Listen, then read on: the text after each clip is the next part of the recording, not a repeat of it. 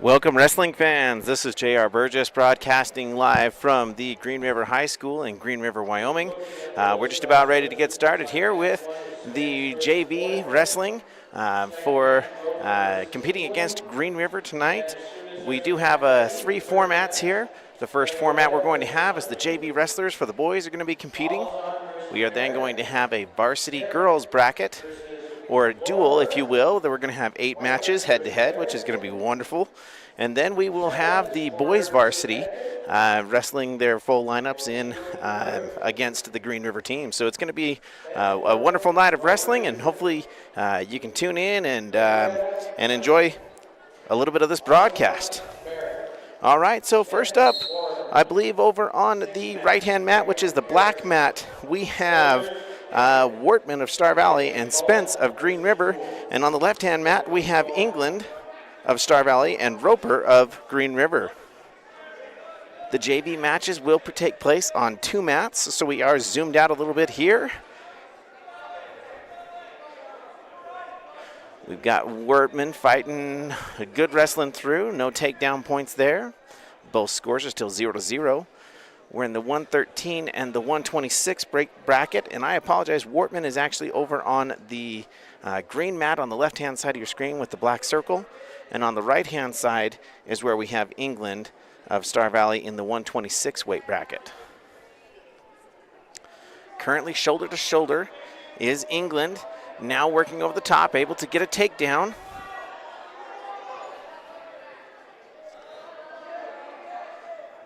Wortman on the left-hand mat, able to get his opponent over to his back. It looks like he has a cradle locked up, a near side cradle, trying to work his man over, not able to get that leverage.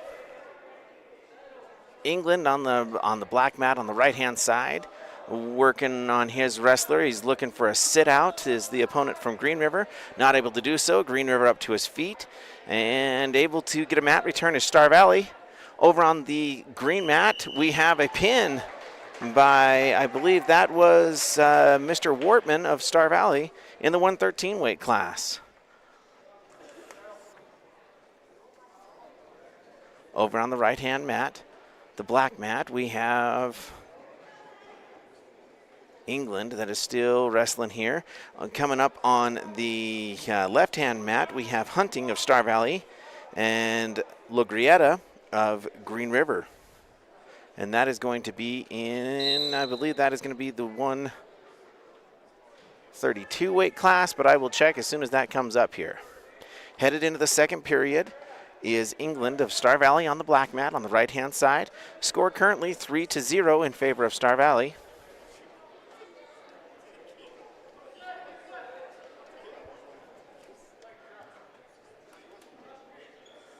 We're going to get a caution by Green River. England is starting on bottom.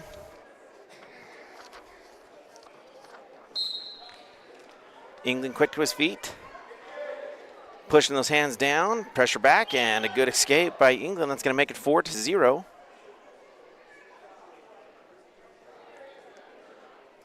We have Daryl Hunting wrestling on the left-hand mat, the green one on the left-hand side of your screen. England able to do a nice pick, ankle pick, get around the corner there, and he's getting another 3-point takedown, makes the score 7-0. On the left-hand mat, Hunting was able to get in on a single leg, takes his opponent straight to his back, looking for a pin here.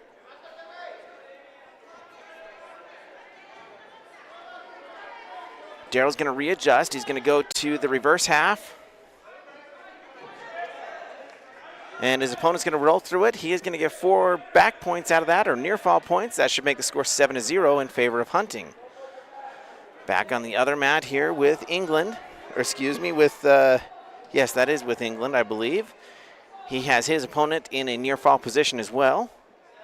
His opponent able to roll through that.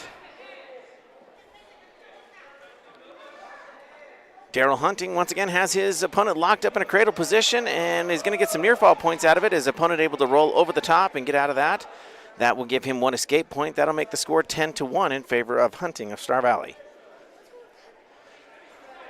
Down on the black mat, Star Valley is going for, he's got a some form of the power half or a three-quarter half going on there, is cranking his opponent over. He's got that arm lock behind the back, able to put his opponent straight to his back, and that's a nice pin for Star Valley. So England with a good win there.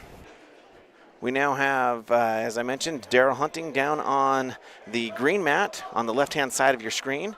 We are coming to the end of the first period with Daryl leading that 10-1. Daryl able to elevate the leg of his opponent. His opponent still has his head, but not going to give any takedown points as we come to the end of the first period, and that is in the 138 weight class. All right, down on the black mat, we are going to have Merritt of Star Valley and Balazan of Green River, and that is going to be in the 150 weight class.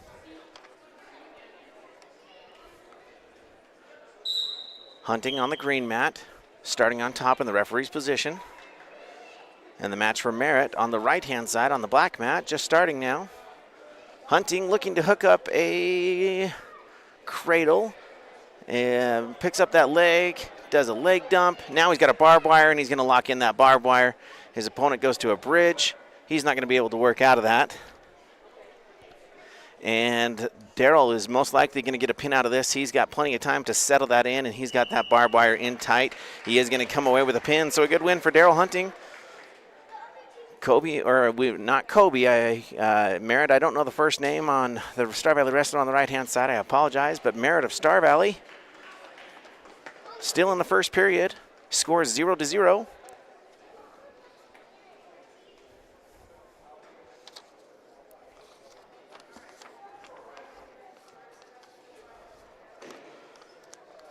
And coming up on the left-hand side of your screen here on the green mat, we have PJ Lorimer of Star Valley and Smith of Green River.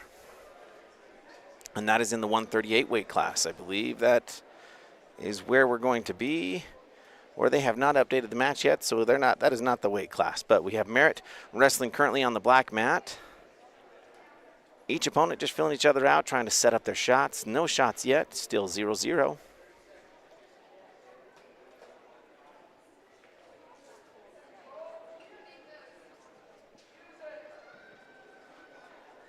Once again, we're broadcasting to you from the Green River High School on the SVI Sports Network.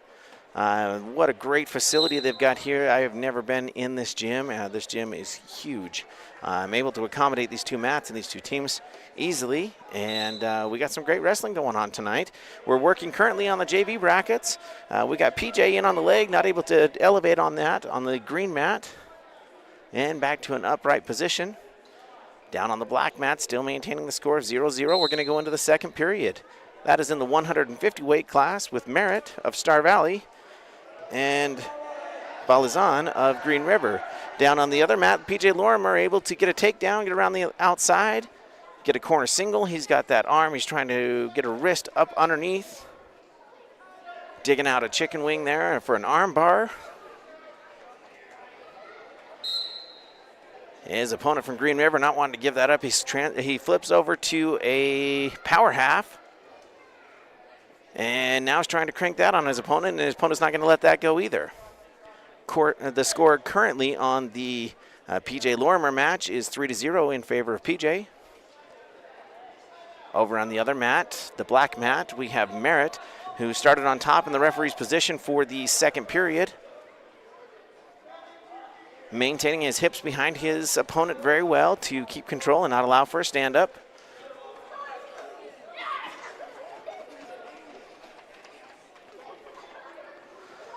PJ working on a barbed wire down on the left-hand mat, the green mat, and not able to torque that leverage to turn the shoulders on it. Over on the other mat, Merritt finds himself on his back, fighting off his back.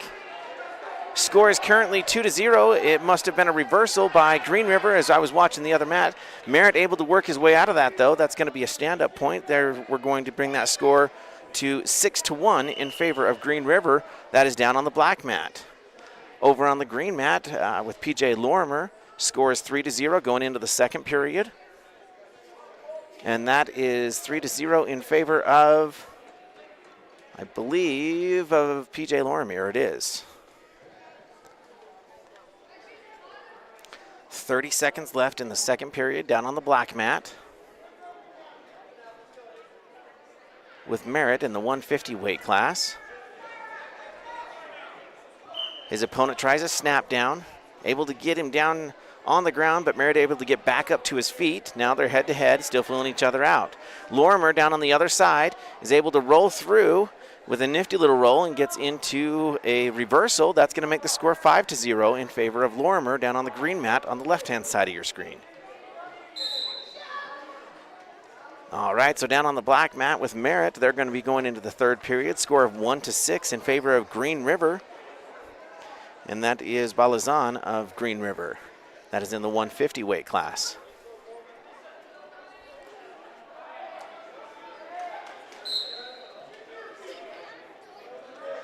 Merritt quickly to his feet. If he can get under that leg, not able to get a switch out of that. Green River wrestler has a leg in. Looking for a power half. Merritt not going to give that to him. Down on the green mat, Lorimer has an armbar in and able to work his opponent over to his back. He's going to get some near fall points out of this and probably a pin if he can just settle that in. 52 seconds left in the second period. Lorimer is a little bit high. His chest is up on the mat rather than up on his opponent's back. You can see him trying to squirm back a little to get his chest to chest there and really solidify those shoulders of his opponent right to the mat. Friendly little knee to the head there. And Green River doing a great job of rolling through that. That it will be 4 near fall points for PJ Lorimer as he now releases that armbar. That's going to make the score 9-0 in favor of Lorimer. Lorimer right back to a reverse half. Grabs that arm, is going to force into, wow, really just trying to crank over to get some near fall points. He is going to get some more near fall points out of it, but I think he's going to run out of time before the period ends. 4, 3, 2, 1. That will be 4 more back points for him. That'll make the score 13-0 in favor of Lorimer of Star Valley on the green and black mat on the left-hand side of your screen. Merritt of Star Valley is still down on the right-hand mat on the black mat, and he is currently trailing his opponent 1-6. And we are going into, we've got a minute left in the third period. Merritt quickly to his feet. His opponent able to do a mat return. Over on the green mat, the opponent, Smith of Green River, tried a 3/4 half on Lorimer. Lorimer is able to peel that and work himself into a position for a reversal.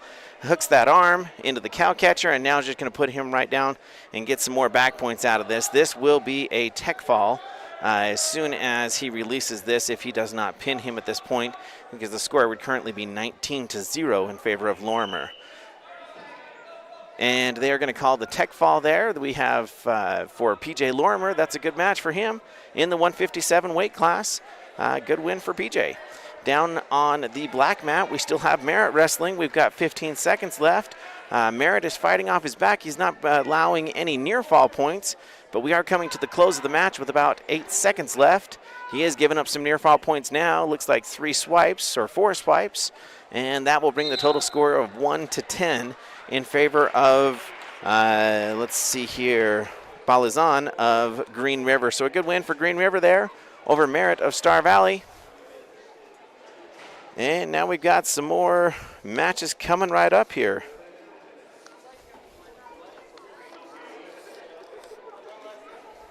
All right, so down on the right-hand mat, or the black mat, we have Hebden that is going to be wrestling from Star Valley, and Porter from Green River. That's down on the black mat. Down on the green mat to the left-hand side of your screen, we have Erickson of Star Valley and Weepert of Green River.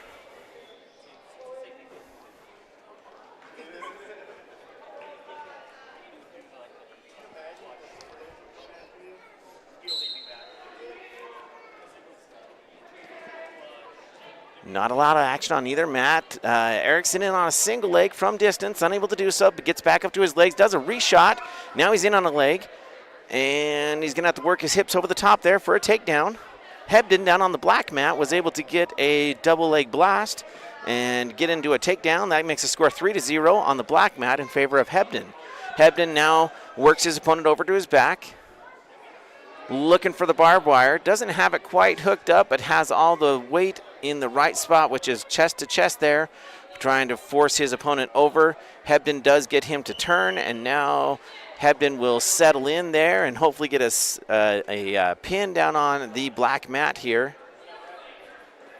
And Green River able to do a good job of rolling through that. That's still going to make it the score. That should make the score 7-0 in favor of Hebden. Hebden then gets back into, scoops up that arm. He's going to scoop up the other arm now and settle in on his opponent, as we've got blood time on the green mat on the left-hand side with Erickson. Hebden just has both arms scooped up there, not really in the barbed wire position because he doesn't have the 2-on-1, but he has both arms in control, just trying to force his opponent's shoulders down to the mat. Now he's looking to scoop that head. His opponent's not allowing him to do that. That will be a 4 near fall point, makes the score 7-0 in favor of Hebden. His opponent able to make his way up to his feet, and that's going to be 1 escape point, 7-1 in favor of Hebden of Star Valley on the black mat. Down to the green mat, we have Erickson of Star Valley. Hebden in on a great double leg on the black mat, able to take his opponent right back down to the mat, making the score 10-0. That's going to close out the first period for the Hebden match. Down on the the green and black mat on the left-hand side of your screen, Erickson is fighting off bottom. Score is currently 3-0 with 40 seconds left in the first period. Erickson in a sitting position. If he can scoop up underneath that leg, his opponent puts in a power half. Erickson able to clear that somewhat. Green River does have a leg in and able to flatten out Erickson. Down on the black mat, Hebden's able to escape from underneath his opponent and get a reversal.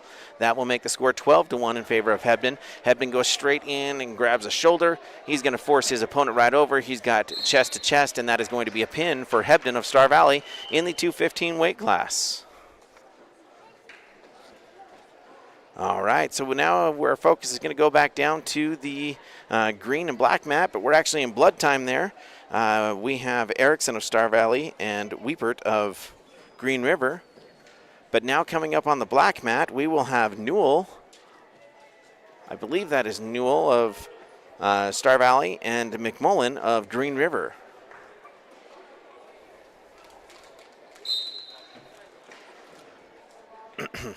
Newell in the 120 weight class.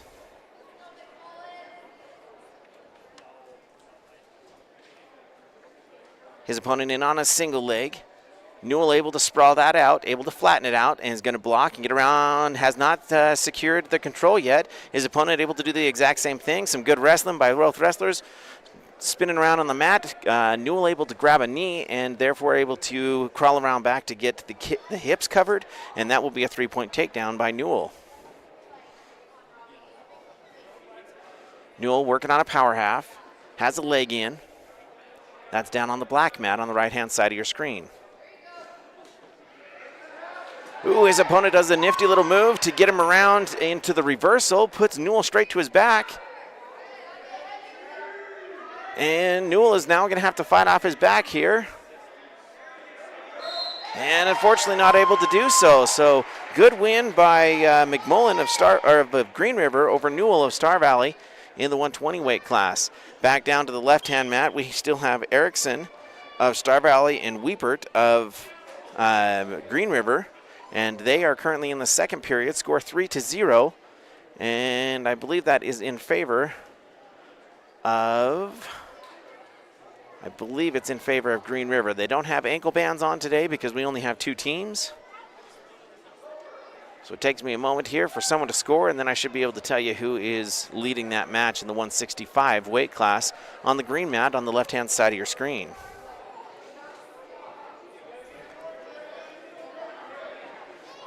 Down on the black mat on the right-hand side, we should have Norris of Star Valley and Roper of Green River coming up.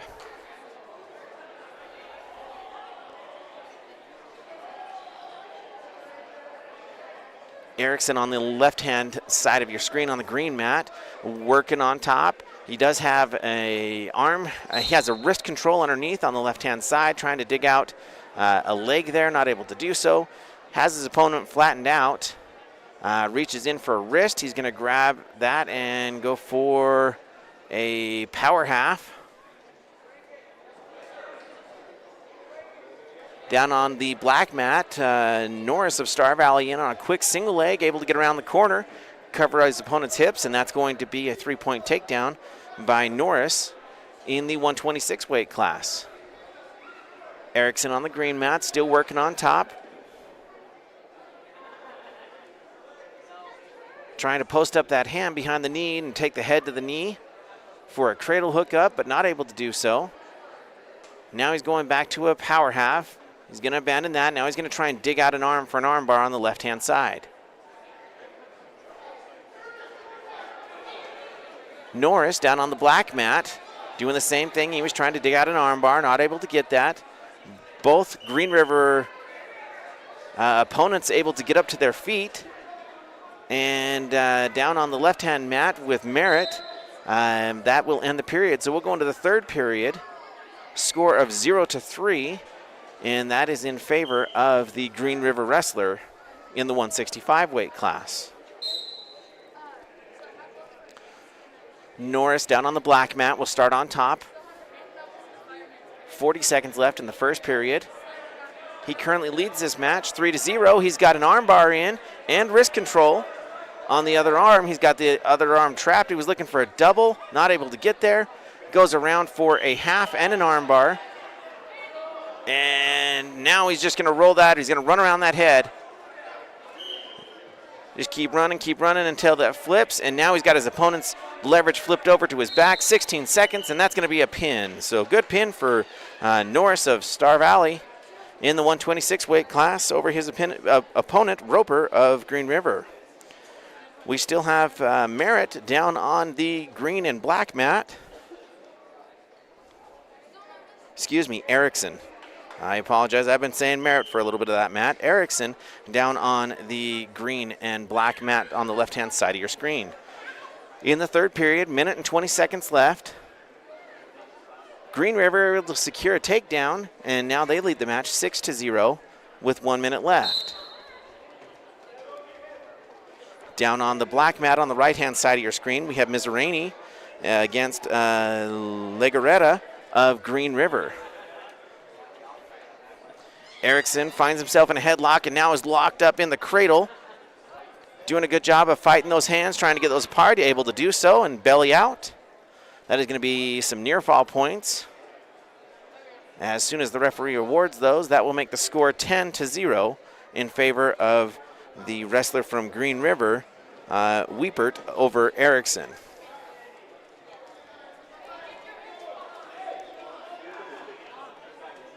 .30 seconds left in the match. Down on the left-hand side with Erickson shoulder to shoulder with his opponent, trying to get his head out of the hole there. If he can get his head out from underneath his opponent's shoulder, there we go. Now he's secured the reverse. That's going to make the score 2-10. He's got to go straight into an arm bar or something of that nature to turn his opponent, and he's not going to have time to do so. Unfortunately, he's got an arm bar, but he's not going to be able to run that, and that's going to end that match 2-10 in favor of Weepert of Erickson, and Weepert over Erickson. So good win for Green River on that one. Down on the right-hand mat, which is the black mat, we have Mizraini and Legaretta of Green River. Score is 0-0. This is in the 138 weight class. Coming up on the left-hand mat, on the green mat, is Tolman of Star Valley and Corona of Green River.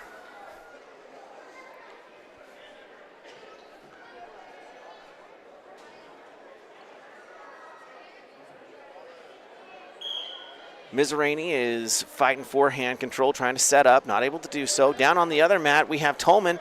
His opponent shot in on a single leg right off the whistle. Tolman did a great job putting a whizzer in there and able to get back up to his feet. His opponent back in on a reshot. Nothing accumulates there. Still 0-0 in the 144 weight class with Tolman. Tolman on the left-hand mat on the green mat. His opponent in on a double leg, able to elevate and return. That's going to put Tolman on bottom and secure a 3-point takedown for his opponent from Green River. Down on the black mat, Mizraini starting the second period on top in the referee's position. Still 0-0 on that mat as well. Mizraini able to break his opponent down. His opponent up to his feet. Mizraini has a tight waist on. Now looking for a crossface, not able to secure that. Grabs an arm, breaks down his opponent. Able to flip his opponent straight to his back. Some good roll through by Green River. Mizraini able to stay behind him. And he has that tight waist on that allows him to roll through there. Tolman is locked up, unfortunately, on the green mat in a cradle. Able to roll through it, though. That's going to be a 4-point near fall on Tolman, so that will make his match 7-0 in favor of his opponent, Corona from Green River.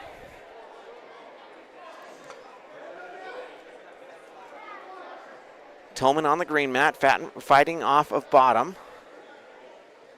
Trying to get up to his feet. Working out on the edge of the mat. Mizraini down on the black mat on the right-hand side of your screen has got one arm. An arm control underneath, able to do a leg dump, a far side leg dump, but he lost the control of the half and his opponent able to get up to a base, but Mizraini able to return him back. Scores 2-0 down on that mat. And Mizraini able to turn him again, but it's, when the referee does the back and forth motion with their hand, that means that there's not enough for a back swipe, and so they're going to roll out of bounds there. I believe that Mizraini currently trails that match 2-0 in the 138 weight class. 30 seconds left in the second period. Hey, down on the other mat with Tolman.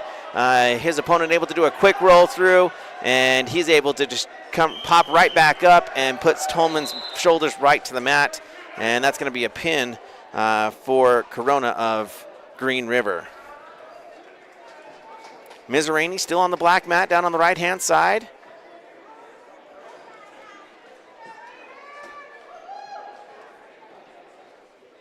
Score is currently 4-0 in favor of the Green River wrestler on the black mat. Coming up on the green mat, we have Newell, again of Star Valley, against Still of Green River.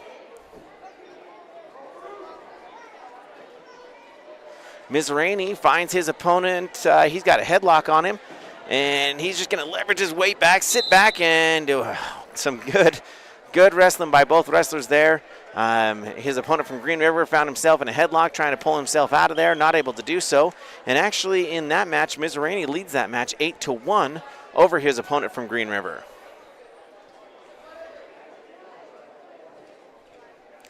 Newell of Star Valley down on the green mat on the left-hand side of your screen. Just starting his match, setting up for a shot. Mizraini starting on bottom, able to get up to his feet, now trying to clear those hands. His opponent looking for a mat return. Able to do so, but Mizraini goes for a switch, not able to do so, but there is a locked hands. That will be a penalty point for Star Valley. Locked hands, as soon as they come up off the mat, you cannot have those locked hands. You have to be in a pinning motion or a pinning sequence in order to have locked hands. And so as soon as his opponent's hands come off the ground to stand up, if his opponent's hands are locked, then that is an illegal move, and it is a 1-point penalty. Mizraini currently leading his match 9-1. Minute and 40 seconds left in the third period in the 138 weight class. That's down on the black mat on the right-hand side. Down on the left-hand side, it looks like Newell was able to secure a takedown. He is currently leading that match 3-0. And working on the Delta Series to try and get an arm bar. He's got a head pry there, trying to get that arm back, an arm pry. He does get a chicken wing in, now looking for a wrist. Able to do so, but his opponent's up to his feet. And he's trying to return him now. And Newell's going to get the 2-on-1 and does get the lift return. And that is down on the left-hand side of your screen on the green mat. His opponent trying to get back up to his feet here. Mizraini still working on top. He just locked up a cradle on his opponent. It's going to put him to his back. Minute and 6 seconds left in the match. And he's going to try and settle up that weight. He got a little bit too high, though. His opponent able to roll through that and get a reversal out of this. That will make the score 18-2 before the reversal was in place, and therefore it is a tech fall and a win for Mizraini. Good win for Mizraini over his opponent, Legareta from Green River. And that will bring us to our next match down on the black side, on the black mat on the right-hand side of your screen. Newell, we still have wrestling down on the green mat on the left-hand side of your screen. And coming up on the right-hand side of your screen is Messerly of Star Valley and Smith of Green River.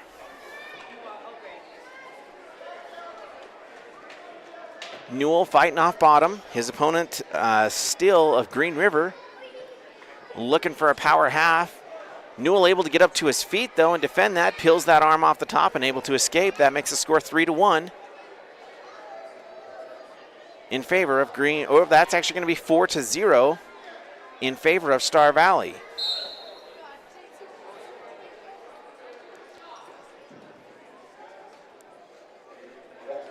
Down on the black mat on the right-hand side is the 157 weight class, and that is Messerly of Star Valley and Smith of Green River. Smith of Green River able to do a blast double and bulldoze his way into what looked like a takedown, but he didn't secure the hips. And Messerly able to roll through that. No control by either wrestler, so it's going to be no points. That is exactly why you continue to wrestle all the way through. Down on the left-hand side, we have Newell that had his opponent locked up in a cradle, still does. Rolls it across his body in a suicide cradle, but his opponent able to belly out there. Newell is still leading that match 7-0. We're in the second period with 30 seconds left. For those of you tuning in, we have a little bit of a treat tonight. I talked to both coaches. We're going to have Coach Waldron come over and have a little chit-chat with me and talk about his the Lady Brave wrestlers, and as they're preparing to go out to state. And with the program, his first year as the head coach of that program, it's going to be great to sit down and visit with him. Shortly thereafter, or I'm not exactly sure when they're going to come up, because they're just going to come up when they don't have responsibilities down on the mat. Coach Clark is also going to join us, the head coach for the boys team, and we're going to chit-chat about the boys and this Green River duel, and it's been happening for a long time. And we get some Coach Clark perspective on things as we get ready to head into the postseason here. So down on the right-hand mat, on the black mat, is Messerly. Still 0-0, 20 seconds left in the first period. On the left-hand mat, we have Newell of Star Valley. He leads that match 11-0. He's able to get up to his feet, and he is able to clear that elevated leg, and that's going to give him one more point. Makes that 12-0 in favor of Newell of Star Valley.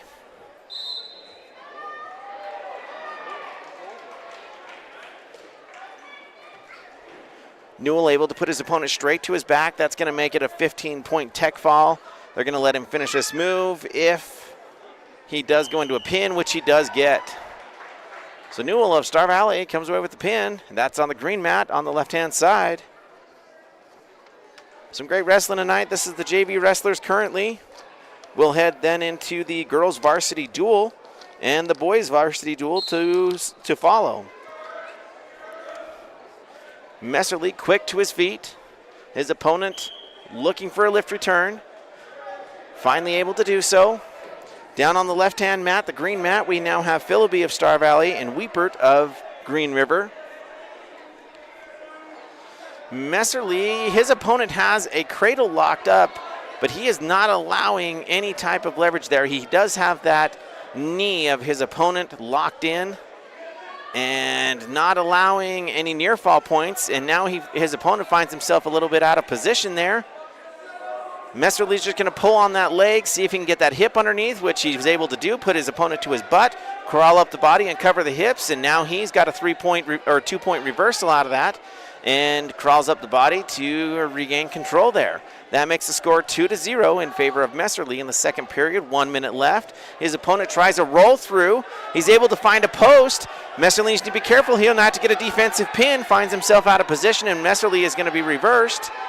That will make the score 2-2. Philippi down on the green mat on the left-hand side of your screen, in on a single leg, trying to elevate that leg. Not able to do so. His opponent looking for an ankle and gets it. Philby still hanging on to a knee there. Transitions off to both legs now, Philby does. Able to clear the head from in between the legs, and now is working his hips up and around. Needs to free that leg. Hard crossface.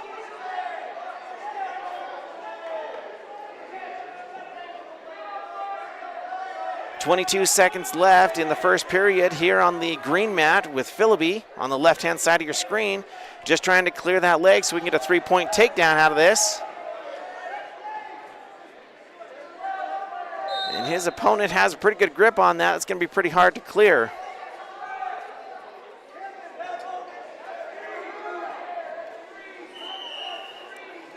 All right, so Philby on the green mat is going to go into the second period with a score of 0-0. They do actually award a three-point takedown after the fact, after Baker protested there, that the hips were indeed covered. Even if he does have that leg clasped, as soon as he gets the hips covered, it is a three-point takedown. So Baker debating that and able to get that, speak with the ref about that. It is going to be a three-point takedown. Philby will head into the second period with a three-point lead. Down on the right-hand mat, I believe we still have Messerly there. He's got a chicken wing in. Trying to run that up and around the head. Philby's got a headlock on, tried to hip over, not able to do so. And his opponent finds himself on top there. That's going to be a two-point or a three-point takedown. Scores 3-3 on the green mat on the left-hand side of your screen. Philby fighting off bottom.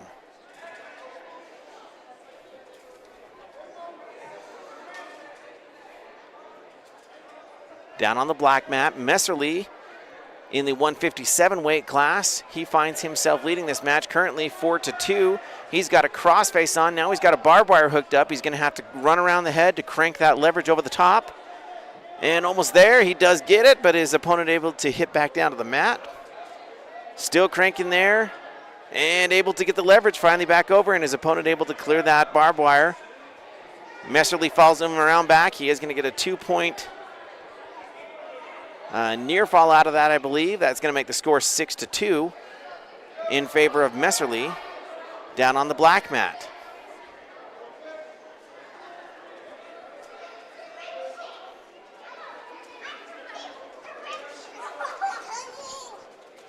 Watching both mats here, it does take me just a little bit of time to make sure that we get both situations taken care of here.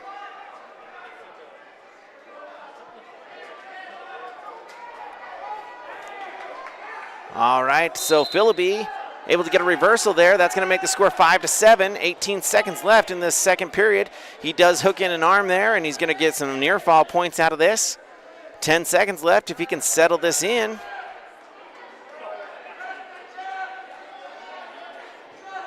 Needs to tee out a little bit more and get off of those knees, put that leverage in the right place.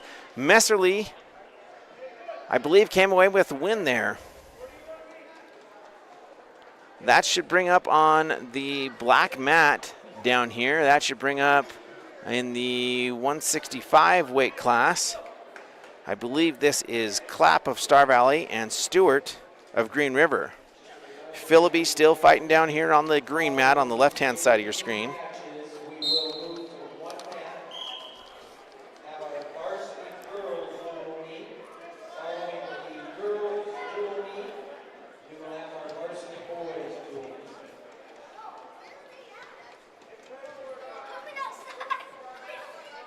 Philby fighting on top.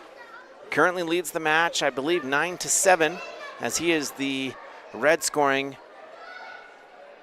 wrestler. Looking for hands, not a lot of action on bottom, maybe a stall coming here, but his opponent does work his way up to his base. Philby looking for an ankle to do a dump, not able to do so. His opponent gets his hips out and around, and now he has a deep leg. Head to head there. Philby's going to crawl back behind, scoop up that leg in a blanket ride. Down on the black mat, Clapp finds himself wrestling to not give up a three-point takedown. as they are head-to-head on the mat, both up to their knees. The Green River wrestler trying to circle around back. Clapp doing a good job of not allowing that. However, his opponent does find his leg, dumps him over, but still has not gotten behind, so it is still no three-point takedown at this point. 0-0 on the black mat. And that is Clapp of Star Valley and Stewart of Green River. Clapp able to clear that arm, get out around behind, and that's going to be a three-point takedown by Clapp. 3-0 on the black mat in favor of Clapp with 30 seconds left in the first period. Down on the green mat, we have Philippi go in the third period, about 30 seconds left, and he is currently leading that match 9-7. Needs to be careful here on top as we're coming down to very short time. Trying to stack up his opponent. Not a lot of action happening on bottom there.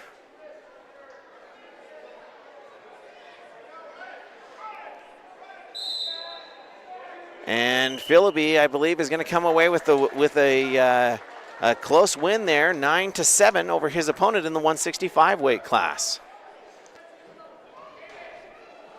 All right, so back down on the green mat, we have Hebden of Star Valley and Huntington of Green River, and that will be our last Green River Star Valley JV match of the night. But down on the right-hand side on the black mat, we're heading into the second period, and that is Carson Clapp. He is currently fighting off bottom. His opponent has a leg in and also a claw. Now he's going to transition off to a crossface.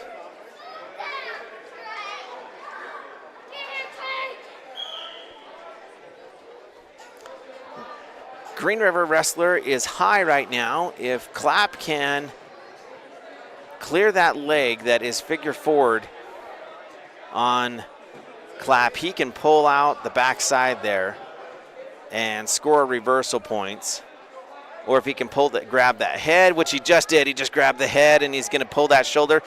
Green River wrestler able to clear his head. But see where Green River's high there, if he can grab his head and suck him underneath, that will stack up the Green River wrestler right to his shoulders there. But is Green River able to get up there and still has that leg locked in? That is down on the black mat with Carson Clapp. On the green mat on the left-hand side, we have Hebden of Star Valley and Huntington of Green River. Still scoreless, about a minute left. Hebden in on a blast double, able to get a takedown out on the edge of the mat. That'll make the score 3-0 in favor of Hebden. Clapp able to secure a reversal down on the black mat.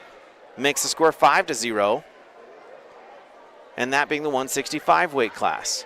25 seconds left in the match on the black mat.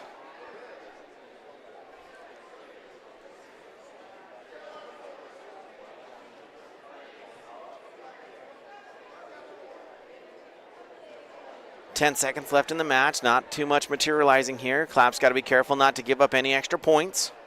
No stand-up points with a short time, and it's going to be 5-0 going into the third period in favor of Carson Clapp. Hebden working down on the left-hand side of your screen on the green mat. He's got an arm able to leverage over to his opponent's back, but his opponent able to roll through that really well.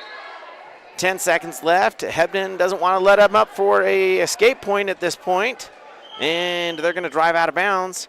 2 seconds left in the first period. Hebden leads 5-0.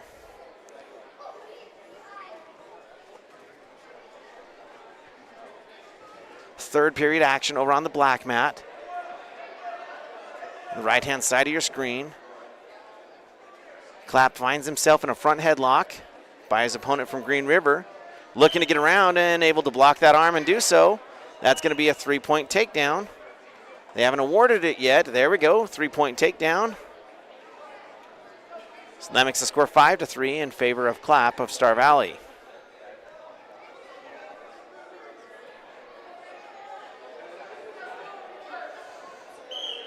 Clapp gets hit with a stalling call, not trying to better his position on bottom, so that means he's got to see a little bit more action, able to clear his arm, get up to his feet.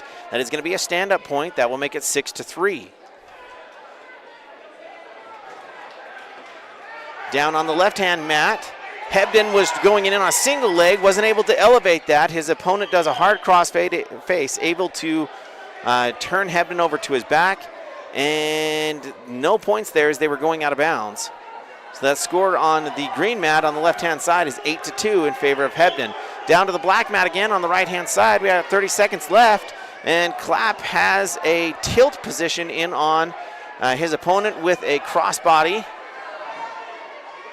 And he's going to get three more points out of a near fall there. That's going to make the score 9-3 in favor of Clapp. And down here, I'm sorry I missed it on the other side, but Hebden was able to secure a pin there, and that will be the last of the JV match for the Star Valley Wrestlers. We just are finishing up this other mat. On the black mat, we have Clapp, 3 seconds left, and that is 9-3 victory for Carson Clapp over his opponent from Green River. So that will do it for the Green River and Star Valley JV Wrestlers. They are going to be transitioning into one mat here for the varsity mats. I like that they're going to give the girls the same stage as the boys here, and that it's going to be a head-to-head on one mat. They got the light drive down, so it should be really cool for us to have a true duel here with both the boys and the girls teams. A lot of good wrestling to come here. I was looking at the standings that came out about an hour before we started the duel here. And a lot of the Star Valley wrestlers, a lot of the Green River wrestlers are ranked on the YO Wrestling website. And it's going to be some great wrestling tonight. We've got a lot of ranked wrestlers wrestling against ranked wrestlers. And we've got Coach Clark headed up here right now. A little bit of a treat that we got here, that we can have him jump on the air with us for just a moment. And we're going to talk about some of the wrestlers. And we are going to just have a little bit of fun, I think. So give me 1 second here, and I'll get Coach Clark settled in, and we'll just have a little chit-chat. Hey, how's it going, Coach? Good. How you doing? 1 second here. There we go. How's it going, Coach? Good. You? Good. Hey, thanks for joining us. You bet. It's always fun to see a little bit of a different perspective on things. Not being a wrestler myself, just having learned it from what my son has picked up in the wrestling room, and actually have some real knowledge here rather than a little bit of learned knowledge from the outside. I'll try to give you some help. Hey, just tell us a little bit about the history of the Star Valley and Green River duels. Man, it's long, and it's highly competitive. I mean, the history goes all the way back. I mean, even pre-Richard Hoops, so all the way back to the days of Dennis Wimpy and those guys, where these were hotly contested duels between two great programs, which are still hotly contested duels between two great programs. So that's a lot of fun. And over the years, we've had Green River go up to 4A, come back down to 3A. Right. We've had Star Valley go up to 4A, come back to 3A. So now this year, we find Green River coming back up into the 4A. So they were in 4A, went down to 3A. Now they're coming back up into the 4A, right. and Star Valley's already in 4A. Yeah. What does this do for us when it comes to the postseason? Some of these matches are going to help determine regional seeding. It's just simply what it boils down to.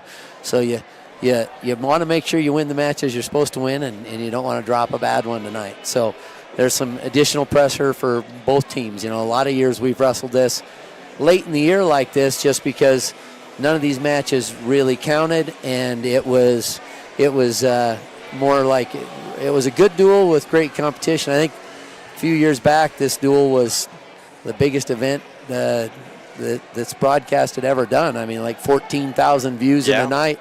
We were the number one ranked 4A team or 3A team, and they were the number one ranked 4A team, and we come down here and managed to knock them off that night with a late dual pin by Josh Dawson, and it was a lot of fun. I think there was like 17,000 people or 14,000 people in Wyoming watching that night, and a lot of coaches from across the state said they had their teams over for meals to watch us in Green River wrestle. So, this one gets a lot of attention. It's fun. I remember one of the duels that we had in the last couple of years. Green River came up to Star Valley, and they ended up winning. I think they ended up winning by a decision. Criteria number 7. Yeah. Yes, it was. I remember exactly. It was criteria number 7. Most match points scored, and that kind of is my fault because I told my kids, this is Green River, get out and pin them fast. And there was a few matches we could have played a little and got a few takedowns or something, and then we'd have won the duel. But the kids listened to Coach. That was a mistake that night. But that happens. Hey, it's always awesome to watch Green River. They bring a lot of talent to the table every single year. They do. And not only, most of the teams that Star Valley wrestles, like say for example, we had Rigby come up. Right. They've got some individual elite wrestlers. Right. But typically they don't bring, and often is the case, they don't bring a full team. Right? No, yeah. Green River always brings a full team. This is a full team. Yeah. This is a full team, and it's a full team with talent, and there'll be some really good matches tonight. And unfortunate for us, we got Grant Thompson at home tonight. He's a little nicked up. This is the time of year where you heal guys up instead of beat them up. So we thought it was in our best interest to leave Grant home, which is going to make this a tough duel to win tonight. Yeah. But that's okay. We knew that, and we would much rather have Grant healthy than going into the postseason run than not. So that was an easy decision to make. Right. Hey, I know that you're not one for rankings necessarily, but I was looking on the WYO Preps rankings, came up out about an hour ago, and I'm not going to go into the details of who's where or whatnot, but I do want to just simply mention that there's a lot of at least ranked 20 Star Valley wrestlers. Probably at least 20 ranked wrestlers going to be on the mat. Teams. Between both teams going to be on the mat right. tonight. Somewhere around that. Yeah. And what's awesome is we actually have some of their elites matching up against some of our elites. So it's going to make sure some good wrestling There's going to be some good wrestling tonight, yes. Yeah, so it's going to be awesome. Hey, Coach, just to brag on your seniors just a little bit here. You've got 7 seniors this year. Yes. And tell me a little bit about your seniors. Well, we can start. These guys just been awesome. It's been a great year. They've been great leaders. They've encouraged their teammates so much. We've got guys who some of those guys. You have Damian and the Huntings and some of those guys that have worked their way through this and they started out as guys who are fighting their way up through the JV ranks and have done a lot of time doing that. And now it's their time to shine and we've got guys like Ty and Cooper. I wanted to almost say Cal. We got Cooper and that have Ty. They've spent a lot of time with some varsity mat time, and then obviously Grant's not here tonight, but then we have Mickelson and then then we have Cam who's not here tonight as well, and Cam will eventually. So Cooper's dropped down to 157. Cam will come in the lineup at 65 and. Cam's one of those kids who's toiled a long time on the JV lineup because there's just good guys in front of you. Yeah. And that's the same way at the Huntings and some of our guys who've been JV through this. It's not like they're wrestling behind guys that are nobody. You're wrestling behind state placers, state champs, state qualifiers. It's sometimes difficult just to get on our squad. Right. And so and that's where this is for some of those guys. But they've been great leaders, and they've been so much fun to coach. Some of these guys, I remember them all the way back in Pee Wee when they're wrestling their first matches. So that's really makes me smile. We've been here long enough now that we're coaching kids that saw their first match in Little League, and I saw that and getting to see their last matches as seniors, and that's pretty special. It's pretty fun, being a father of a senior on the team this year. It is fun to see how, Damian looked up to you as a 6-7-year-old watching you coach the team and being part of the coaching staff. Yeah. And isn't that fun? It is. And so to now be where we're at, what a great year for our seniors. It's interesting to me what we're going to see as we're coming into regionals and state. We have a lot of these kids, as you mentioned, that are good caliber wrestlers that have been behind some really, really tough wrestlers and strong wrestlers. So coming into regionals, you're allowed to qualify 2 kids in each weight class into state. Right. I'm assuming you're going to bring everybody that you possibly can to fill those weight classes to regionals. Yep. We'll fill probably 26 or 25 or 26 of those slots. Wow. And we're just not too deep at 106. Mm-hmm. We'll not be depending on we'll get too deep at 13 now. We're getting a kid another one dropping down to 13. We'll get and we should possibly be able to fill 26 in heavyweight of the 2 that we're struggling to be too deep at. So we'll just do what we can and get those slots filled up. But we're gonna it'll be competitive. And the interesting thing about a regional is it's 8 teams now. It's not like it used to be 6. It's 8 teams in our region, and our side is the really strong side.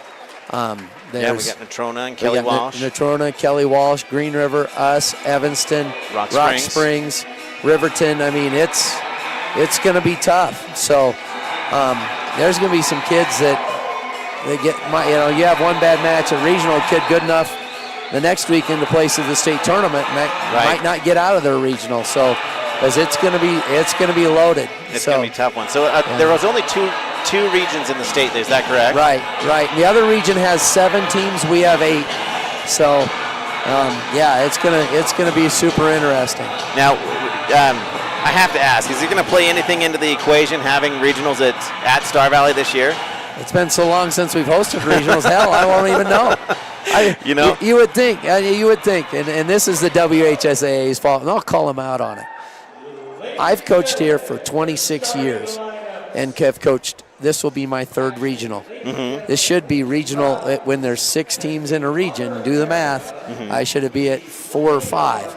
So we've been shorted a few times. We're going to take a quick pause just for the national anthem here.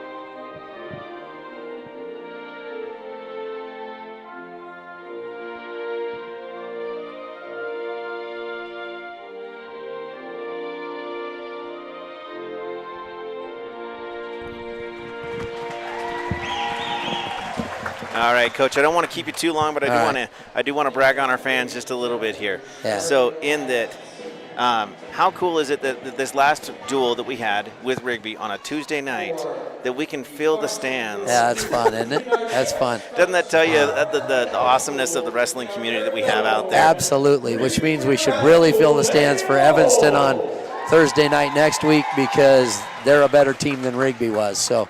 It's going to be a great Wednesday night there. Thursday. Thursday. So that's going to be at home against the Evanston Red Devils. And we would like to invite anybody that can be there to be there. Let's fill that gym to the brim. So, absolutely. Hey, Coach Clark, I'll turn it over to you much for the girls and have fun. Hey, thank you. Yep. All right, so we got the girls face-off right now. We've got Kenna Merritt of Star Valley, and I'm sorry I did not get a lineup, so I'm just going to listen to the PA announcer here and give you the information here. 115, and we have Hallie Robertson wrestling at the 115 weight class.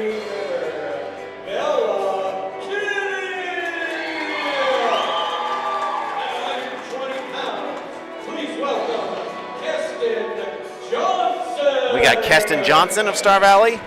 And representing the Lady Wolves, Bianca May. Please welcome at 125 pounds, Paisley Harbaugh. We got Paisley Harbaugh. And from Green River, Peyton Dawes. Ladies and gentlemen, at 132 pounds, We have Oakley Hepworth. And for Green River, Lily Harris. Please welcome at 142 pounds from Star Valley, Kara Andrews. Kara Andrews. And for the Lady Wolves, Camille Wadsworth. Ladies and gentlemen, representing Star Valley, Satali Roberts. All right, we have Settley Roberts. Satali Roberts, got you there. And for the Green River Wolves, Adia Price. Adia Price. Ladies and gentlemen, let's get loud. All right, so we're going to have the ladies rumble here. We've got the Star Valley Lady Braves going against the Lady Wolves of Green River tonight in a duel here at the Green River High School in Green River, Wyoming, brought to you by the SVI Sports Network. We have 8 matches for you tonight with the Lady Braves in their wrestling here. And like I said, I don't have a lineup, so I'm going to do the best that I can to keep track of what we've got going on here. We're going to start in the 105 weight class.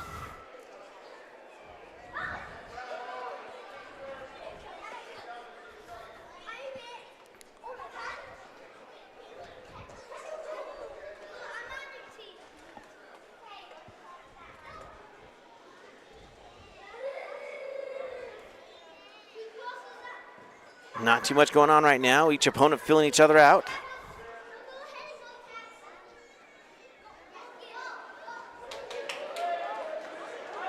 Green River in on a single leg, able to elevate and leverage their opponent to the ground. Star Valley on bottom. Her opponent immediately to a half and is going to transition down as Star Valley's up to their feet and able to get the escape point, so it's going to be 3-1 in favor of Green River.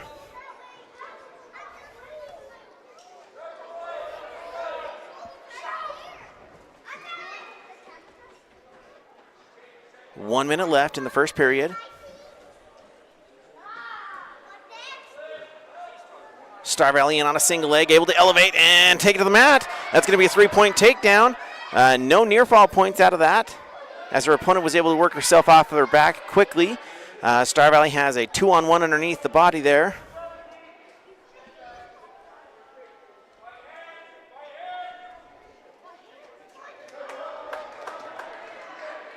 And Star Valley doing a great job with that chicken wing in, of able to maintain position there. Looking to run around the head. She's got the wrist on the opposite side and not able to get there. Gets back on the wrist. Trying to roll that wrist down under the body. Goes to a half Nelson with the chicken wing in and not able to run that. Now she's got the arm bar. She's going to run up and around the head. Trying to get some leverage there. Is going to get some near fall points out of this. And her opponent able to roll through it. 2 near fall points, though, in favor of Star Valley. That will make the score 6-3 in favor of Star Valley in this, the 105 weight class.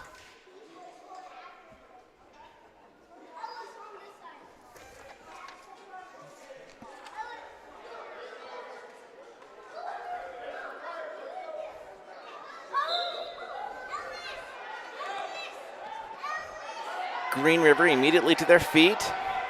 Star Valley trying to do a mat return. Finds themselves out of position, but she's going to elevate that leg now. Both wrestlers trying to return to the mat at this point. And Green River is the one that's able to do that. That's going to be a 2-point reversal. Makes the score 6-5.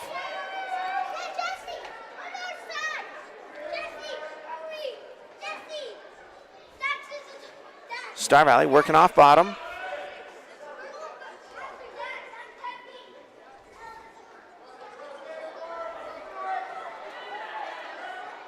And Star Valley able to maneuver over to a takedown. That makes the score 10-5 in favor of Star Valley. I can't see what she's got on down there, but she just got a shoulder working to leverage over. She does have the legs split there, looking into almost a honeymoon position, but not able to scoop the arms. She is going to come away with a pin.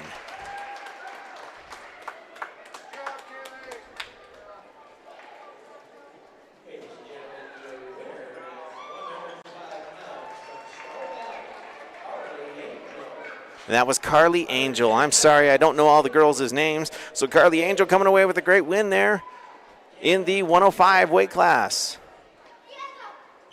We've got Kenna Merritt now coming up in the 110 weight class.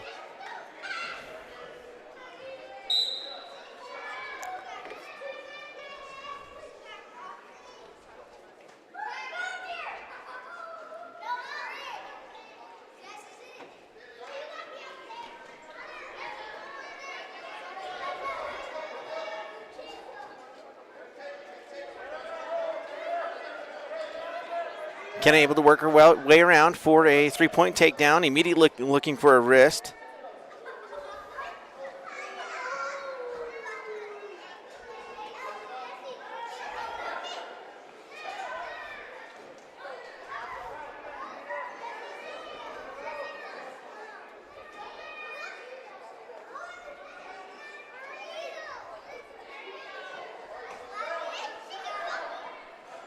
Merritt working on top. She's got a chicken wing in.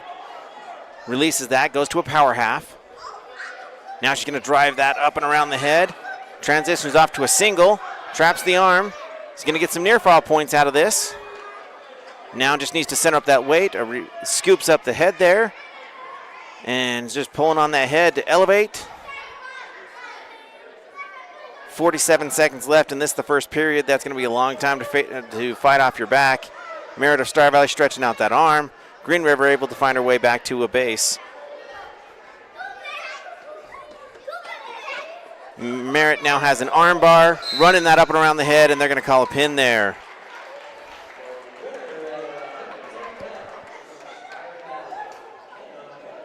Kenna Merritt coming away with a pin in this, the 110 weight class.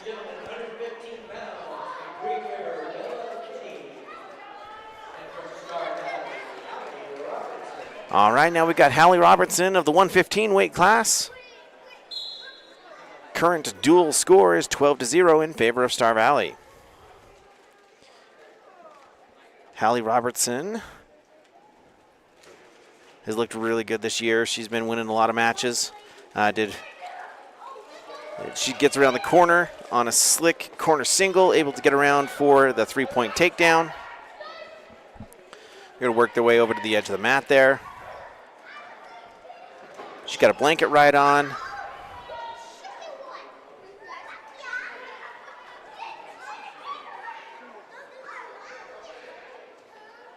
Her opponent working her way up to a base, and Hallie able to whip her down to a flattened out position. Now she's got a chicken wing in.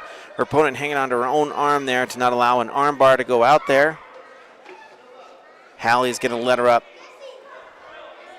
Makes the score 3-1 in favor of Hallie of Star Valley.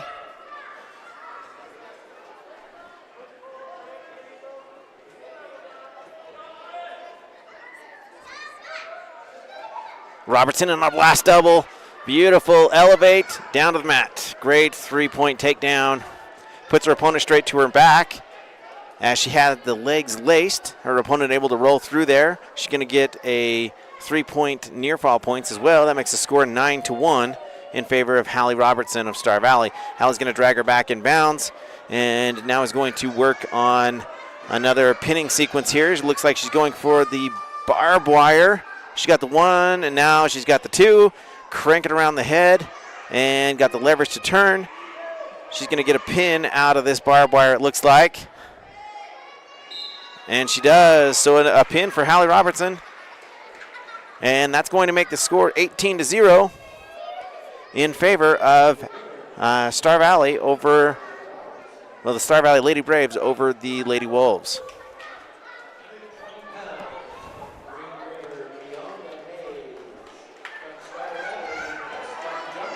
All right, now we have Keston Johnson coming up. Keston Johnson in the 120 weight class.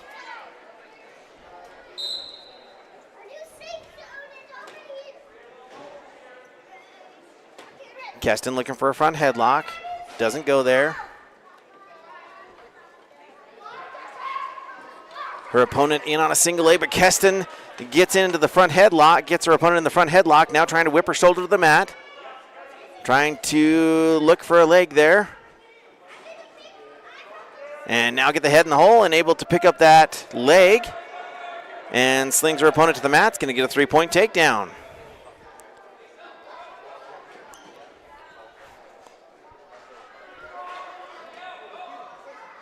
Keston has a chicken wing in. Now she's going to run it up around the head, trying to trap that arm on the opposite side, and she does. Her opponent is still up on her knees, though, which makes the leverage really hard there, but she's able to tuck that arm down now. And Keston maneuvers her opponent over to her back. She's going to get some near fall points out of this. Keston has that arm bar in pretty deep. Her weight is a little bit high. Needs to be careful that her opponent does not roll through that. She's secured the 4 back points at this point in time, the near fall points.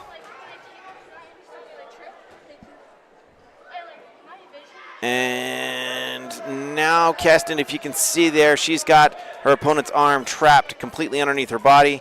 That's also going to help put the weight right back onto her shoulder blades. 22 seconds left. Let's see if Keston can secure this pin. And she does. 14 seconds left in the first period. And she secures the pin for Star Valley. That's going to make the score 24-0 in favor of Star Valley.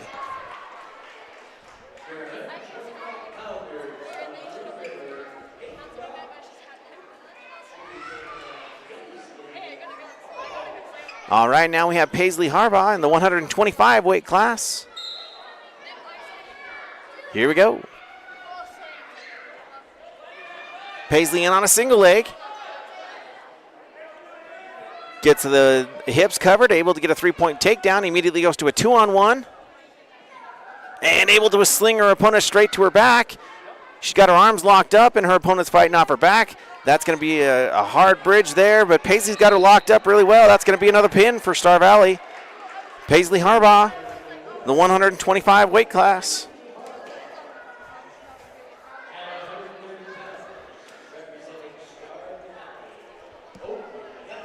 All right, now we got Oakley Hepworth. And this is going to be the 130 weight class. Oakley Hepworth of Star Valley.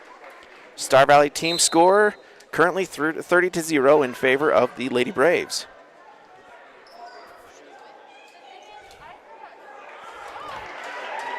Oakley's opponent able to get down on a snap down and able to get behind her opponent. That's going to be a 3-point takedown. And now Oakley's going to have to work off bottom. Oakley looking to clear her hips. Able to get out to the side. Now she's working on hand control, and she's going to get a stand-up. Her opponent let her up on that. It's going to be 3-1 in favor of Green River.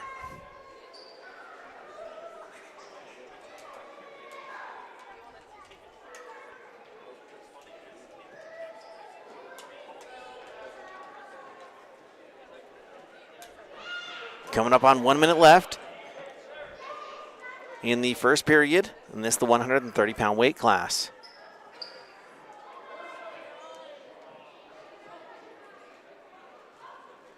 Oakley in on looked like an ankle pick, but she abandoned that. Her opponent went straight to a headlock, is able to headlock throw her opponent straight to the mat.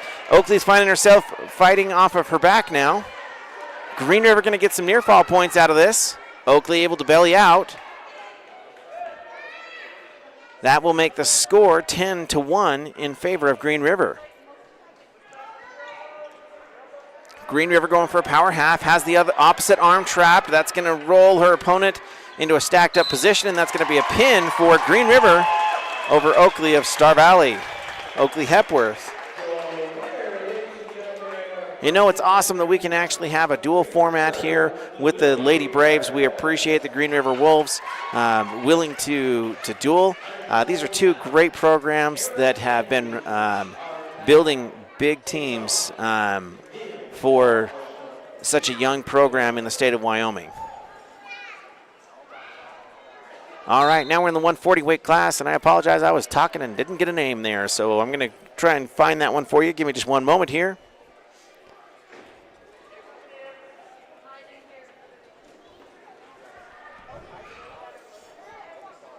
So we have 8 head-to-head matches tonight in the girls' bracket. And I would say that is by far the biggest that you're going to have head-to-head in the state of Wyoming in a duel. So this is great, at least our side of the state. Head positioning and some arm fighting here, nothing really materializing. Coming up on 1 minute and 10 seconds left in the first period. Score still 0-0. This in the 140 weight class. Team score is currently 30-6 in favor of Star Valley. Green River in on a shot, but Star Valley able to block and get back around. That's going to be a 3-point takedown for the Star Valley wrestler. And I apologize, this is actually Kara Andrews. I'm sorry that I didn't recognize her. Kara is down. She's currently leading the match 3-0. Looking for arm control underneath. She had a claw and was able to pull her opponent straight back. Her opponent able to roll out of that.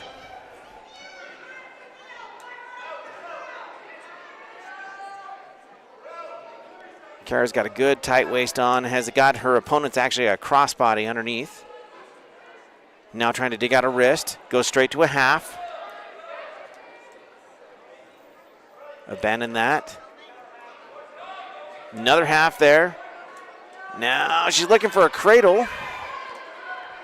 Her opponent does a good job of getting up to a base. Kara's going to go to a barbed wire and now slings her opponent to the side, but lost the barbed wire in the meantime. And we're going to go into the second period with a score of 3-0 in favor of Kara Andrews.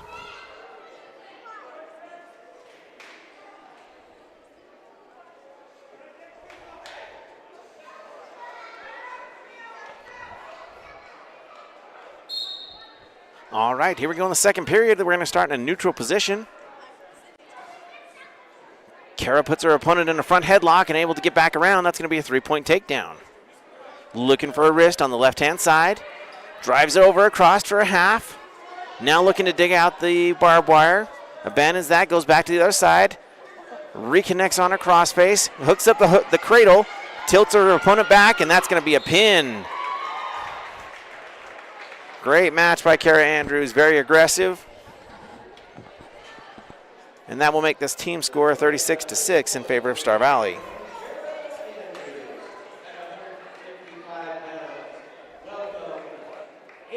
All right.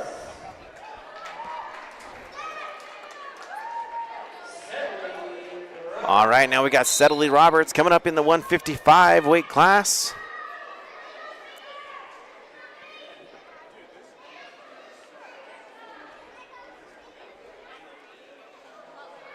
Girls had a great showing last week. We had Keston Johnson placing second at the Ronthon. For those of you in the wrestling world know what the Ronthon is, it's basically an all-state of the Wyoming brackets. Everybody 2, 3, and 4A is there. Now, obviously, in the state of Wyoming, all they have is one classification for the girls this year. But you really get to see all of the opponents. So we had some great finishes by the girls last week. Keston Johnson with a second-place finish, Hallie Robertson with a third-place finish, and Carly with a third-place finish last week. And I believe that Val ended up winning her bracket as well. So great showing at the Ronthon. Getting close to the postseason here, and we're getting some high-quality wrestling, both from the Green River side and the Star Valley side.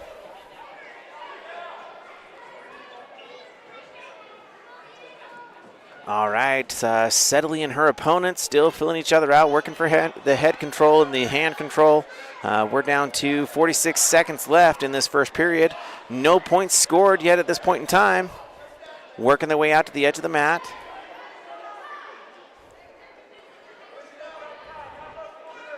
Over and under ties, one of each for each opponent.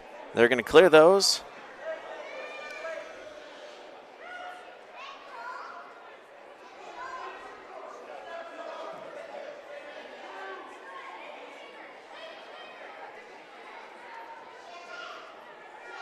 Out to the opposite side of the mat.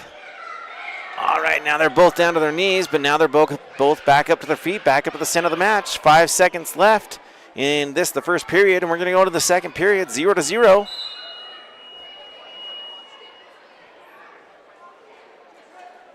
Sedley Roberts of Star Valley in the 155 weight class against her opponent from Green River. All right, so I missed a couple of the placers from last week. So overall, the Star Valley Lady Braves won the Ronthon and actually ran away with it. Individual placings, we had Belle Foreman with the first place finish, Keston Johnson, Remy Allman with the second place, third place, Carly Angel and Hallie Robertson, fourth place, Brooke Schwab, Cashley Hepworth, fifth place, Paisley Harbaugh and Lillian Anderson, sixth place, Carrie Andrews and Oakley Hepworth. So overall, a wonderful showing by the Star Valley Lady Braves last week at the Ronthon. All right, a little bit of confusion here in regards to letting her opponent up in this specific position.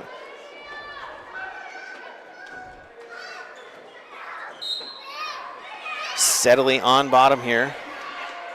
And able to get her hips out and around. That's going to be a 1-point escape point for Sedley Roberts.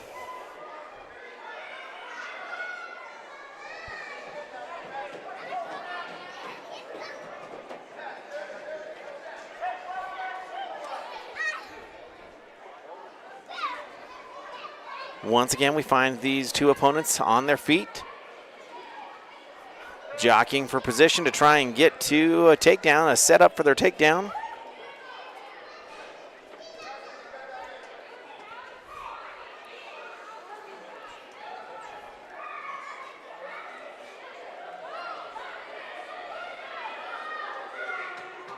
Star Valley Lady Braves are currently ranked number 1 in the All-State division, as there is only one division currently. There's been rumors of that moving to a 2-division system next year. We'll see if that happens. But it's great to see the sport of girls wrestling growing so quickly in the state of Wyoming. Now we got a stalling in regards to the Green River wrestler. Score still 1-0 in favor of Sedley Roberts.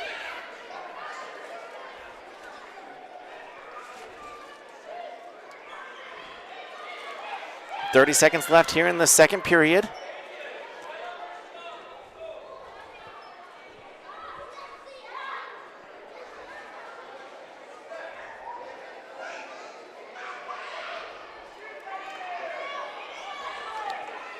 And 15 seconds left.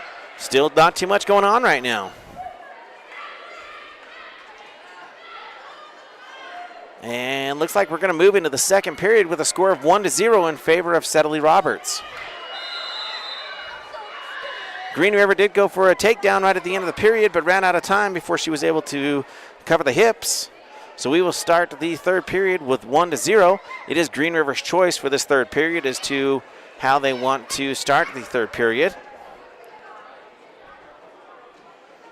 Referee patiently waiting for a response from the Green River wrestler. Needs to be careful. She may get a stalling call here for not answering. And they're actually going to start in injury time instead.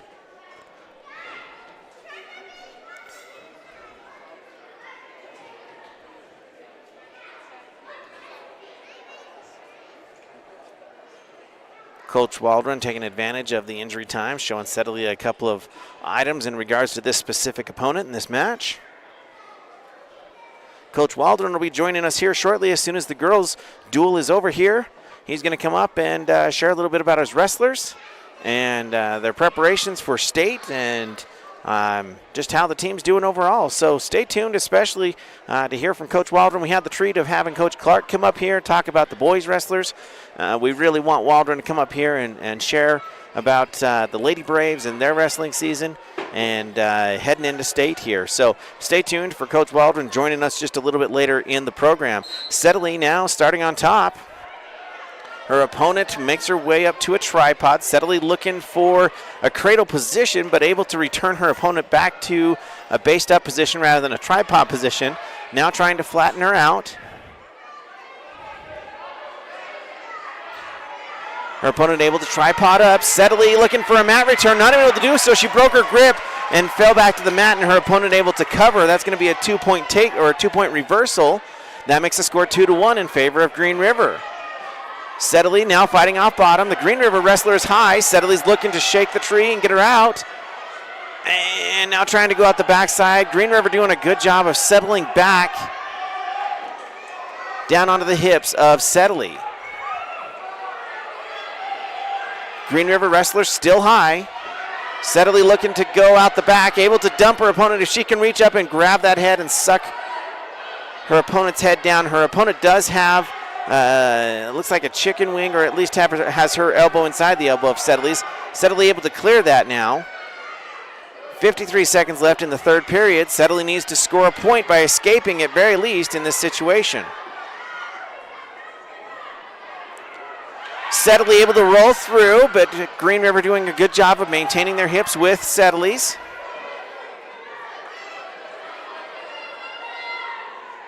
And Green River doing a good job of being able to flatten Settley out with their legs.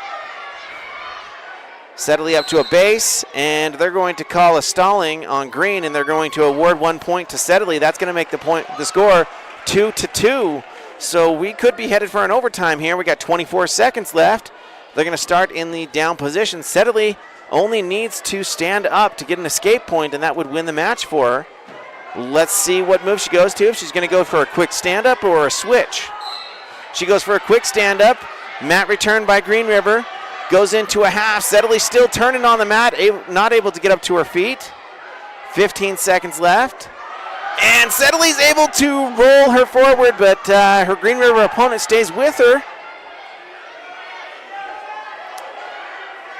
And Settley's still fighting off bottom. She's not going to be able to escape, so we're going to go into overtime. So the current overtime rules in wrestling right now, the first period is sudden death. Whoever scores first wins. And should we go into the second and third period, I'll explain the overtime rules at that point in time. All right, so first wrestler to score. We got a 1 minute overtime period here. Settley Roberts of Star Valley. Her opponent looking for a throw, unable to get the throw, but is able to get behind for a 3-point takedown, and that will do the match. So Green River's going to come away with an overtime win over Settley Roberts of Star Valley. Well-fought match for both wrestlers. Some great wrestling here tonight as the Lady Braves are taking on the Lady Wolves of Green River. All right, and that should do it for the varsity girls for the duel here in Green River, Wyoming at the Green River High School. This being brought to you by the SVI Sports Network. What a great competition to be able to have 8 full matches between the Green River Wolves and the Star Valley Lady Braves.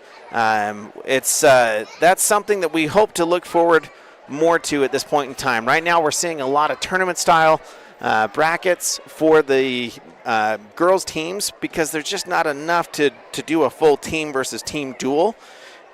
So to be able to do a full-on duel like this here in Green River this year, that's a wonderful thing. We appreciate Green River for inviting us over and making this happen. What a fun night for our Star Valley Lady Braves and for also the Green River Lady Wolves. We have the boys varsity matches coming up here shortly, the duels, and I'm going to take a quick voice break, grab a drink, and we will be right back with you shortly. This is the SVI Sports Network, and this is J.R. Burgess. We're going to take a small break. We'll be right back.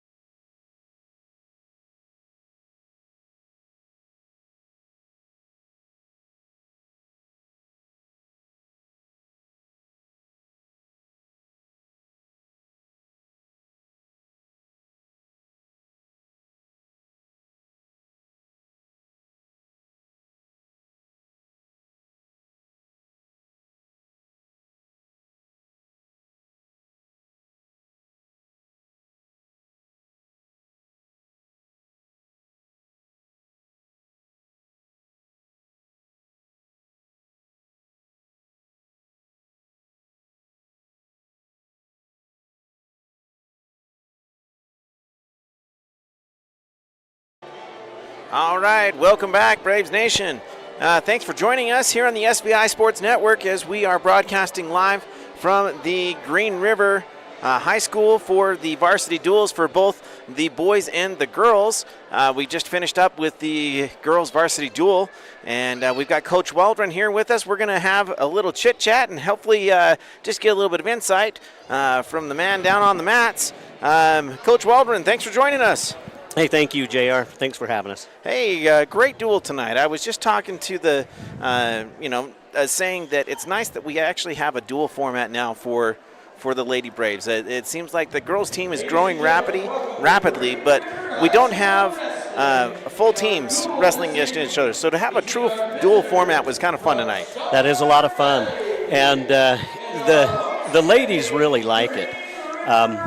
One of the things that I've been watching is the middle school numbers with the girls' teams, and Green River's middle school team, they're in the 30s, and so it's only going to be it'll only be a few years, and they'll have a full lineup. It's great to see Star Valley able to maintain their team numbers and to see the level of wrestling that we're getting out of the girls wrestling team at this point in time. Now, right now, obviously headed into the postseason, the Lady Braves, they're heavily favored. But what's your focus as we're heading into this off season? Yeah, what we have right now, we are refocusing, and one of the things we've got to make sure happens. We want to keep the other teams chasing us, but we also want to be humble about it. Right. And not arrogant and not cocky. And I haven't seen that in our team. They were really hungry and wanted, they were excited for the challenge last week at Ronthon. Just as a measuring stick, because we've been wrestling mostly the Idaho schools, as you know. Right. Jocelyn been wrestling with us there. And so anyway, we were excited to see more of the Wyoming teams, and we did well at Ronthon. We just want to keep everybody chasing us, but knowing that we still have diamonds to dig. Yeah. We're not done. We're going to get better. Right. So if you don't mind staying with me for just one short moment here, we're doing the face-offs right now for the boys, but I want to make sure that we do a little highlight on the girls, and I don't want to take away from your time on the mat. Yeah. So we have Tommy Hoops wrestling at the 106 weight class. Nolan Hyde is going to wrestle at the 113 tonight. We've got Kimball Perry that's going to be wrestling at the 120 weight class. Kimball looked really good at the Ronthon last week as well. We'll go over the girls' results with the Ronthon. I already mentioned them earlier, but kind of want to brag on your girls a little bit for what they were able to accomplish this last week. Next, at the 126 weight class, we have Calvin Green. We had a lot of weight shifting going on this last week in the boys' roster. We had a lot of kids go down. Kimball Perry's going from 126 down to 120. And so that allows for Calvin Green to step into the 126 weight class. We have Maxwell Girac.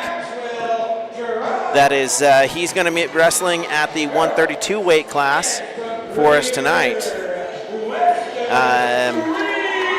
Coming up in the next match, we have Mr. Tell Perry coming to us. Hopefully he's at full power. He was sick last week. Was not able to wrestle at the Ronthon, which I know there was a lot of opponents that were both happy and unhappy that he was there. The good ones that want to go out and get him want him there, and the ones that don't want to be beat by him are not there. But next we have Ty Thompson wrestling in the 144 weight class. He was at 150 last week, and that's going to open the door for the 150 weight class for Mr. Hazen Hess to come in. And Hazen has looked really good in a lot of the JV brackets, been wrestling some of the varsity brackets as well. So this will be a good challenge for Mr. Hazen Hess. He's got a tough match tonight. All right, yeah, in fact, he's got Zach Dalton. If any of you have been around the wrestling community, you know the Daltons from Green River. They're going to bring some talent. Okay, so next we have Lane Hunting. He's going to come in the 157 weight class, and he's going to be wrestling against Maddox Hintz of Green River. Let's see here. We've got at the 165 weight class is Cooper Burke wrestling tonight. Now, Cooper Burke has actually gone down. I believe he's going to be in the 157 weight class next week. But tonight he's wrestling up to the 165. At the 175 weight class, we have Damian Burgess, and he is going to be wrestling against Tim Robinson of Green River. Damian's pretty much stuck right at the 175 all season long. That's where he's going to be. He thought he was going to be at 190, but found his place at 175. Now we've got Ryan Talbot at the 190 weight class, and he's going to have his opponent Logan Bowers of Green River. And then at the 215 weight class, Ryan, well, let's see here. At the 215, we're missing Grant Thompson tonight. He's home ill, so we've got, but we've got a wrestler that's fun to watch. It's funny here because they had no idea how to say his name. Yeah. I believe it's Elijah Matatia. And forgive me if I'm saying that wrong as well, but he's going to be wrestling our 215, and we don't have a heavyweight tonight. So there's our boys wrestlers. Really quick, we're just going to break back to Coach Waldron here and just keep going. You were talking about the cohesiveness of your team and what you've seen this year. How many seniors do you have on the team this year? How many girls, seniors? We have 6 seniors on the seniors. team. Yep. Tell me a little bit about your seniors. Well, put you on the spot here. Sorry, Coach. Hey, I love it. So down in the lightweights, Ken Amara and Hallie Robertson and Keston Johnson and Addie Meisner. So they're seniors down in those lighter weights for us, and we have some hammers down there. I mean, you saw Kenna and Keston tonight. Really got out there and got after it. That girl that Keston handled and got after, state placer last year. So I really like the leadership on the seniors. We were doing some running the other day. One of our girls went down, and I looked back, and Hallie Robertson's gathering her up and helping her up. You know, these seniors and these older girls have really taken the younger ones under their wings. And then we also, up in the upper weights, we have Val Foreman and Cashley Hepworth. They're both doing a great job and good leadership skills. But also, just good people. Yeah, good people. They're good on the mat, but these seniors are good people, and that's what I like about this team. Absolutely. Hey, Coach Waldron, if you're willing to stick around for just a couple of minutes, I'd like to keep going with you here. We're starting with the boys' matches. Looks like we're going to start with the 175 weight class. We got Damian Burgess out there. They're going head-to-head. Damian in on a quick single leg, looking for that corner, able to elevate his opponent. Needs to be careful there as his opponent has his leg. Damian a little out of position, but he still has that leg sucked in deep. He's going to go off to a single leg, and now he's just going to climb over those hips. And his opponent's going to have to relent here shortly, which he does, and that's going to be a 3-point takedown for Damian Burgess. Yeah, who's this Burgess kid belong to? No. My wife and I, we've had several people with Damian in the grocery store, and he'll stand next to us, and they'll just be like, how did he come out of you two? And I'm just, he's a great kid. He's actually, a great wrestler. He puts in a lot of extra effort, and had a little bit of a disappointing loss last week at Ronthon that he felt he should have had. So he's going to come out here, and he's just going to grind. And, let's put it this way. I stopped wrestling with Damian about 2 years ago. Damian's been in the program ever since he's been Damian doing a roll-through tilt. 2 feet tall. Yep. And this year he's going to make sure he pays himself off at state. Yep. Now, and he has. He's been wrestling since he was about 3 years old. You had him in the junior high program. Yep, sure did. And probably a lot of these boys that are on the team came up through the junior high program, so you've seen a lot of these. So Coach Waldron transitioning from the high school wrestling teams into the girls head coach this year. And so he's had a lot of influence on these boys team as well, as he's seen most of them come up. Damian is on top, currently wrestling, looking for some wrist control. He's got a good tight waist on. His opponent did a roll just a second ago, and Damian was able to maintain his hips with his opponent. He currently leads the match 3-0. 4 seconds left in the first period. We'll go into the second period with a score of 3-0.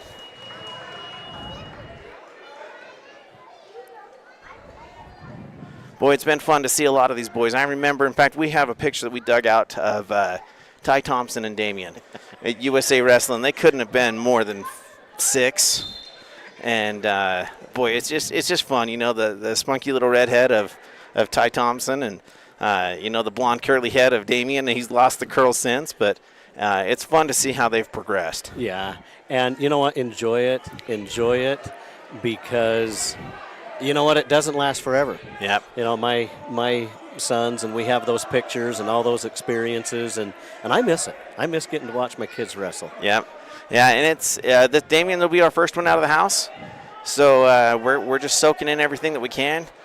Damien in on a fireman's, and he's going to get it pulled over the top. He's going to cover the hips, and his opponent's hesitant to belly out, but ultimately has to.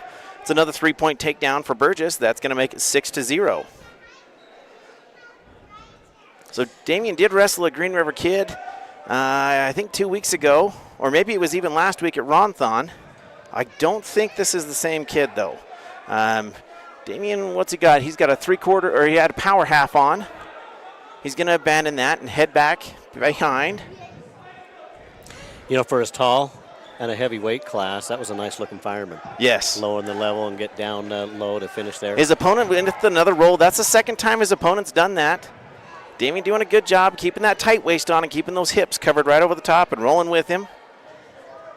Damien really likes the barbed wire. Let's see if he goes in and digs for that. He's looking for an arm bar. And if his opponent lifts his head up here anytime soon, Damien's going to treat him to a nice crossface. Damien's got him stacked up. Needs to be careful there. Was able to follow his hips, but he finds himself out of position, able to recover. And Coach, don't grimace too much in regards to what I call some of these things, because I've never wrestled a match in my life. So you know what? I was just thinking to myself, hey, JR, you make a great call. I try to put it in layman terms because those are the only terms I know. Man, you've got a great call up here. How many years have they had you? This is call? Actually, I did a couple last year, and this year I've really enjoyed it this year. Now that we've gotten away from the technical side of things and gotten more into just having fun with the program. You bet. Mm-hmm. Damien starts out on bottom. He's working on hand control right now, trying to clear those. And working up to a tripod, and now finds his opponent out of position. He's going to work back around, go straight to a power half. Damien scoring a 2-point reversal. He's going to be up 8-0. Now he's going to drive that up around his head. See his opponent put his hand back on Damien's knee like, nope, don't run around my head. Damien with that nice tight waist. Digging for an arm. Yeah, I can see he's getting a little bit frustrated that his opponent's not really trying to advance himself. Damien, that crossface was way too soft, my friend.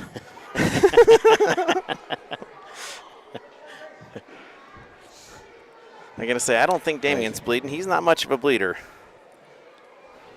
No, but he's riding like a hammer. Yes. Right here tonight. You know, we laugh at him. He he puts on a pair of shorts, and the way that they pass the shorts test is he does a squat, and if they stick on his thighs, they're too small. Which is, I don't think we found a pair of shorts yet that are that fit the thighs. You're not going to find many. You're not going to find many. It's been fun to see his progression, and it's going to be great to see them going into this year, into the postseason. Thunder Ridge, man, is looking really good right now. They've got a ringer of a team coming in, and really it depends on seeding. Now, Thunder Ridge is not in the boys' region. We have Kelly Walsh and Natrona and Rock Springs and Green River, Jackson. And so they will be on the opposite side, and so there's going to be some good seedings by both teams. It's going to be really interesting. Queue-ups for some great matches. Region's going to be a really important tournament.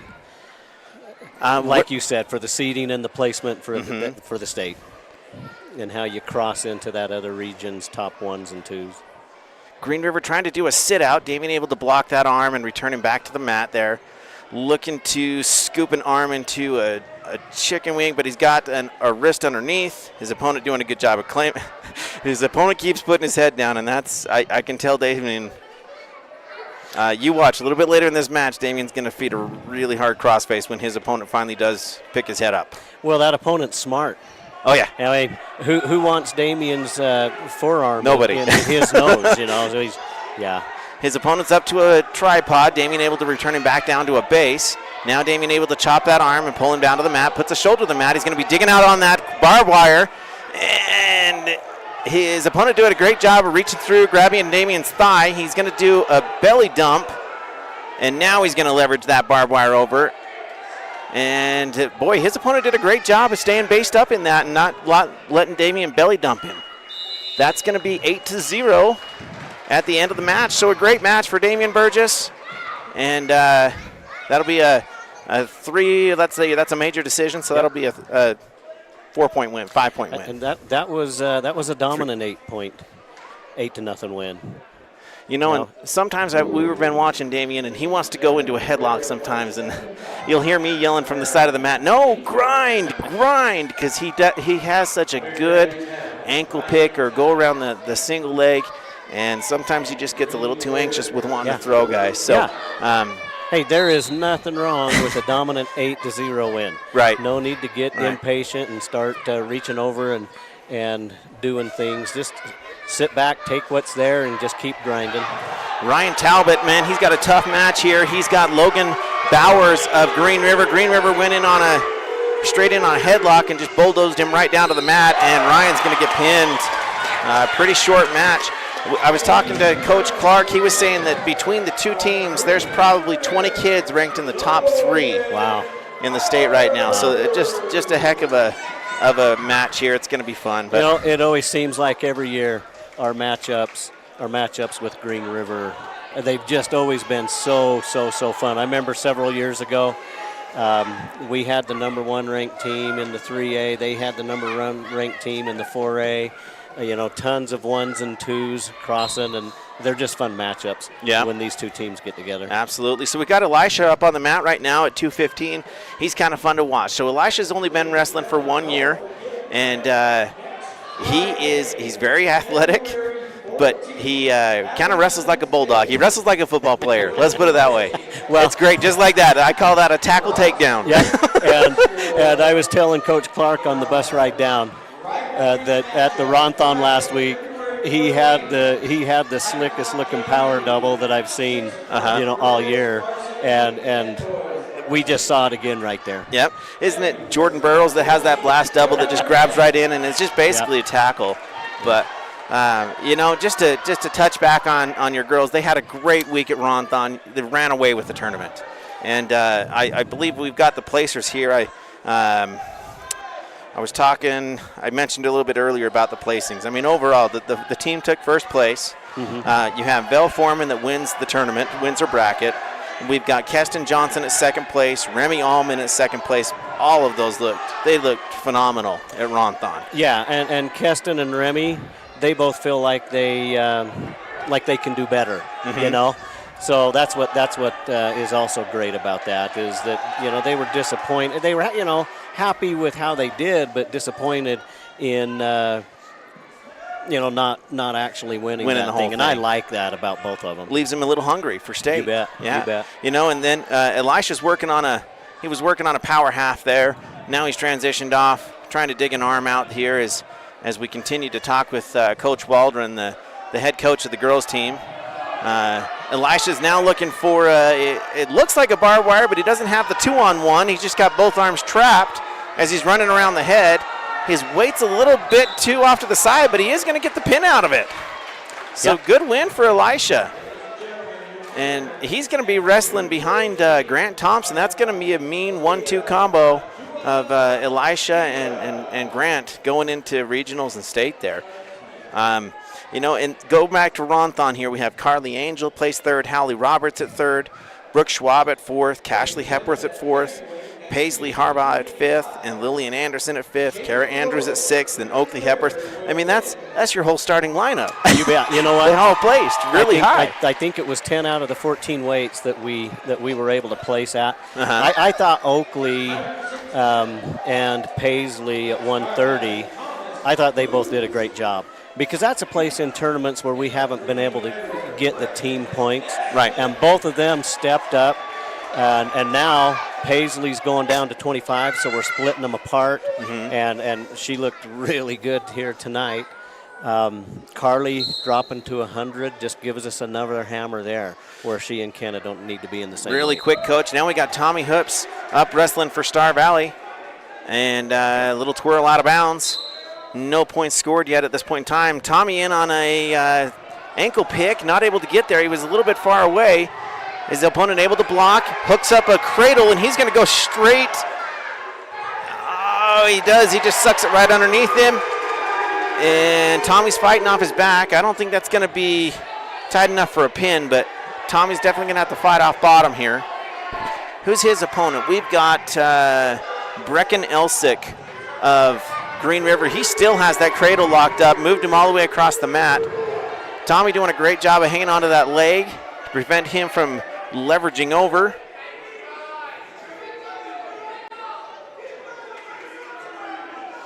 Yep, kind of needs to get in on the hands and loosen those hands up a little bit and get that peeled off if he can. Oh, that looks tight there, though. Yep.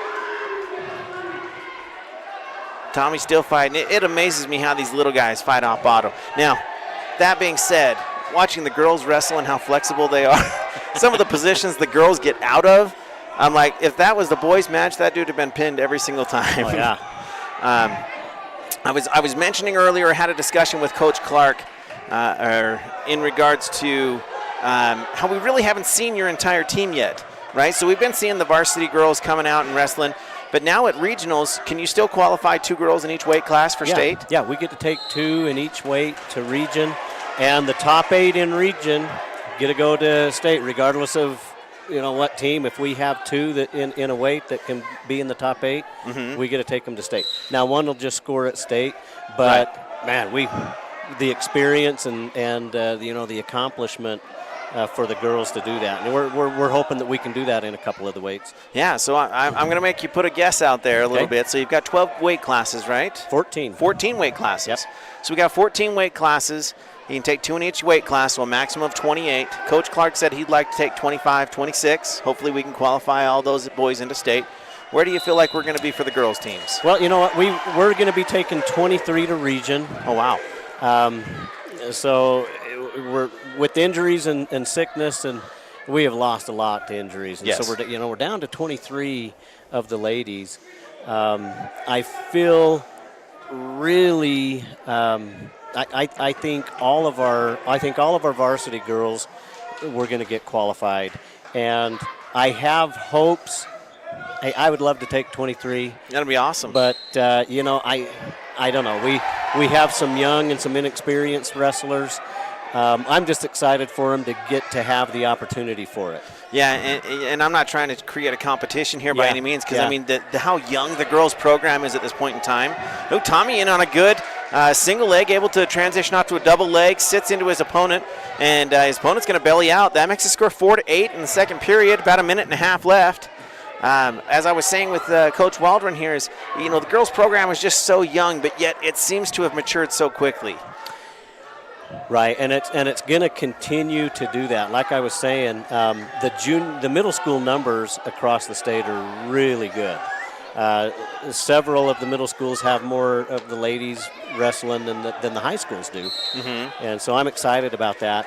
This is a great job by Tommy, weathering that storm in the first round, and now he's got himself right back in this match.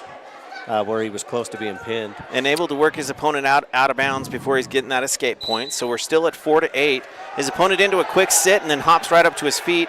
Tommy, I'm afraid they're going to work out to the edge of the mat. Yeah, he had lost enough of the control that they awarded the stand-up. Yeah, but JR, back to what we were talking about right now, the fastest growing sport in America is women's wrestling. Isn't that awesome? It's great. I think it's awesome, and for wrestling families and the wrestling community, you get into February, and that is the most wonderful time of the year. I mean, it gives Christmas time and the holidays a break, but it's just something. I mean, not a break, but a run for its money. Out on the edge of the mat there, Tommy had him in a headlock, and his opponent had a single leg in, and they worked their way out to the edge of the mat. No points awarded. Tommy's still trailing this one 4-9. We're in the second period, about 40 seconds left. Current team scores are 10-12 in favor of Green River. You know what I think this one might come down to is which wrestler's going to wear the other one down the soonest.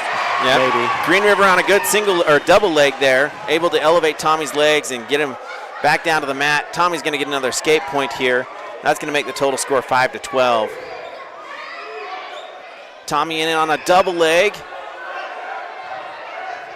His opponent doing a great job with the sprawl. Tommy able to get around and cover that leg.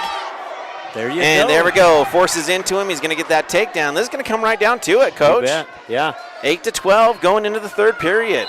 And no disrespect to the other wrestler, but I think Tommy might have a little bit more left, in the tank than the other fellow does. We'll see.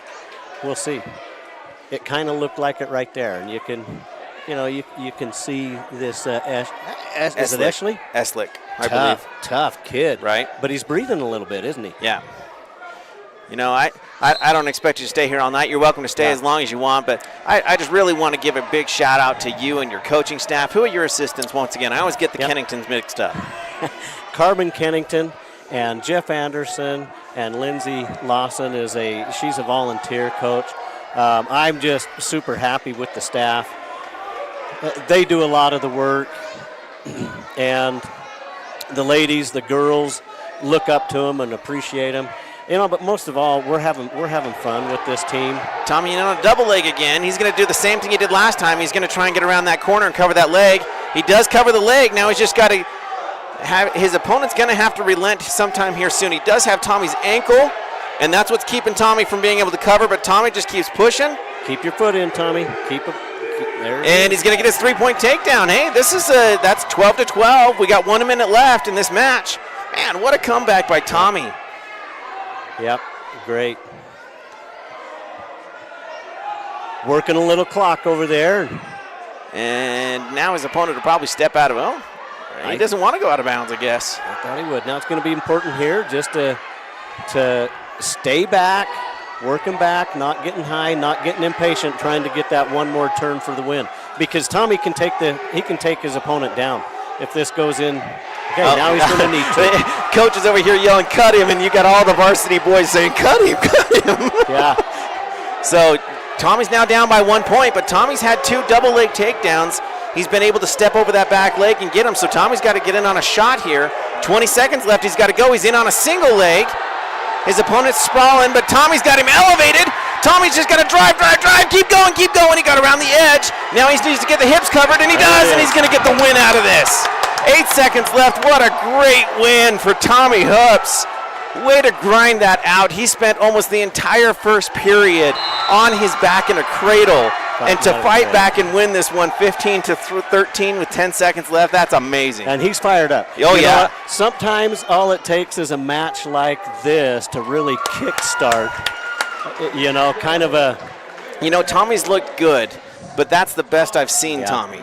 And so that's great knowing that we're going into the postseason with that type of energy and that type of effort from Tommy. Yeah, he can use that as a building block and kickstart this last 3 weeks of his season. Hey, JR, I'm going to let you go. Absolutely. But thanks for having us Thank you so much, and thank you for everything you do for the girls team. I know they love and respect you. As a coaching staff this last 3 weeks, we're gonna work them a little bit harder than we have, but we're going to make sure we go into region and state with no team being in better shape than we are. So, and these girls are ready for it. They're ready to step up and to continue staying busy and being ready to peak at the right time. Awesome. Hey, thank you so much, Coach Wellborn, for joining us. Okay, thank you. You have a good bus ride home, and we'll see you in the postseason. You bet, we'll do. Yeah, bye. All right, so we've got Nolan Hyde here, and he is found himself in a takedown, and his opponent still has it looks like a cradle locked up there, but fighting hard off bottom is Nolan. Score 3-0 in the first period. And Nolan's going to get an escape point there. That's going to make it 1-3. Nolan in on a single leg. His opponent in with a good sprawl, gets back, gets that ankle. And his opponent's able to get back around, sprawl it out with a hard crossface. and he's going to get a 3-point takedown out of the deal, make the score 1-6. Nolan's one of those wrestlers, as we talked about earlier with Coach Clark, that has been wrestling a lot of JV matches, been looking really good. This is by far going to be his hardest challenge of the year. He's got Tavin Vendetti of Green River looking really good out there.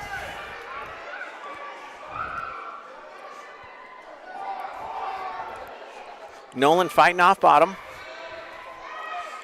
His opponent's got a wrist and got a tight waist on. It's really hard to get any movement or get your hips out from underneath the other opponent. As you got that nice tight waist on, really gives you that control. Nolan into a roll. His opponent very good at neutralizing that. We're going to go into the second period with a score of 1-6 in favor of Vendetti from Green River.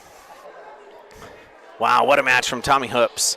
That was a great one where he just grounded out. And it's fun to see how excited his teammates get for him. And it goes back to this term of that Coach Young really had with the football team, Mundita, which is enjoying the success of others. And that's really awesome when you've got your teammates cheering you on in that capacity, and they're excited for your success. And we're going to see that a lot more tonight with the Star Valley Wrestlers. Nolan's working really hard here. He's going to start out on top.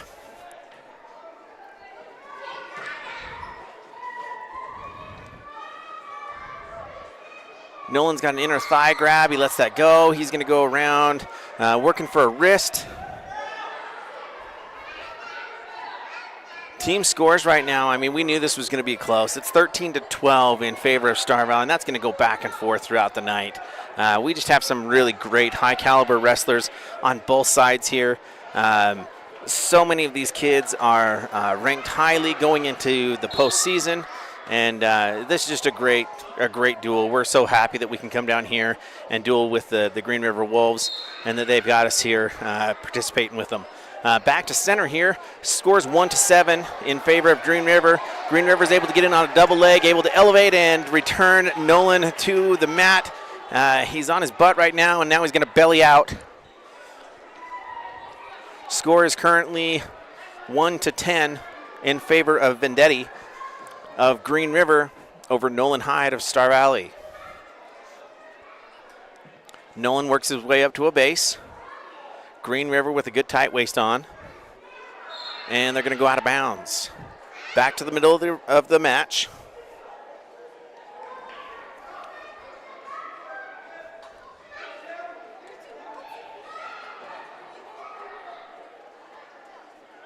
Man, this has been fun already, and we're not even, 5-6 matches into the boys and the girls. What great matches we had with the girls there and their success. Nolan fighting off bottom. Man, that Green River guy has got a nice tight waist on. That's going to neutralize most of what Nolan's going to be able to do. Well, he's going to let him up now. That's going to make the score 2-10 in favor of Vendetti. Nolan in on a shot. Vendetti able to neutralize. Vendetti able to go around and pick up a knee there. And Hyde was in on a double leg, but neither wrestler getting any points at the end of that period. We will move into the third period with a score of 2-10 in favor of Vendetti of Green River.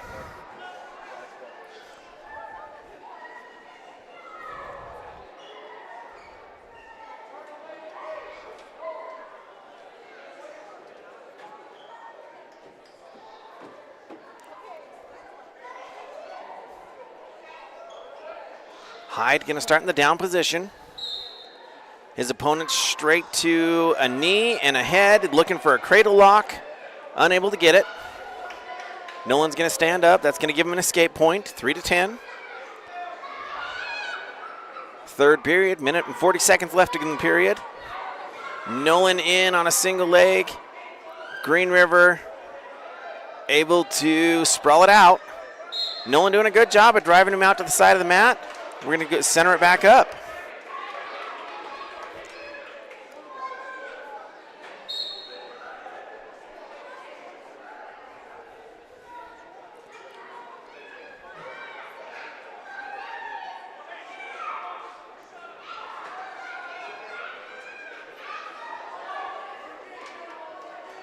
Green River in on a single leg and goes up to the torso and just like a tackle takedown, if you will. Good takedown by Green River. That's going to give him another 3-point takedown, 13-3 in favor of Vendetti.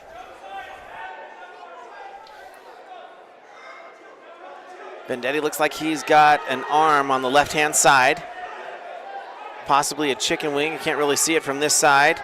Nope, he just has the arm trapped. No, he does have a chicken wing in. Now going for a tilt. No near fall points. Nolan doing a great job of maintaining on his base. Able to build up to his knees. Trying to work on hand control. And he does get the hand control. Is able to stand up again. His opponent releasing there. That's going to make the score 4-13. We got 25 seconds left in the match. Nolan in on another shot. Vendetti able to sprawl really well. Gets around to an ankle. Elevates that ankle. Nolan's got a good job with an inside thigh grab there. And his opponent's able to peel that. Vendetti's going to look to block that arm and get back around. He's got a front headlock on him. And we're just going to roll into the end of the match there with a score of 14-13 in favor of Vendetti of Green River. Good hard-fought match. Vendetti had a lot of takedowns. Nolan continuing to fight and get some stand-ups. That's going to make the overall score 13-16 in favor of Green River. Now we have in the 120 weight class, we have Kimball Perry coming up, and his opponent, Oliver Wisniewski. Kimball looked really good this last week at the Ronthon. Kimball, let's see here. Front headlock, head in the hole, back to the leg, back around, takedown. Kimball's going to cut him loose. Green River in on a shot. Kimball with a reshot, well, puts him in a headlock, head in the hole, back to the ankle.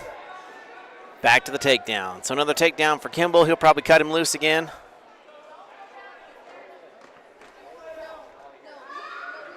And he does. So that's going to make the total score currently 6-2 in favor of Kimball Perry of Star Valley. Kimball in on another front headlock. Head in the hole. Leg. It's 3 times in a row. 9-2 in favor of Kimball. Kimball now digs out an armbar, though. Going to go back around.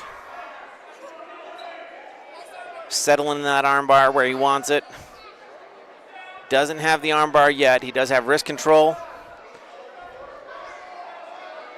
Kimball does have a chicken wing in now. He's looking for a half. Going to run that, and now he's got an armbar, and he's going to run that up and around the head. He's got the other hand in the shoulder. Going to get some near fall points out of it as Green River is bridging.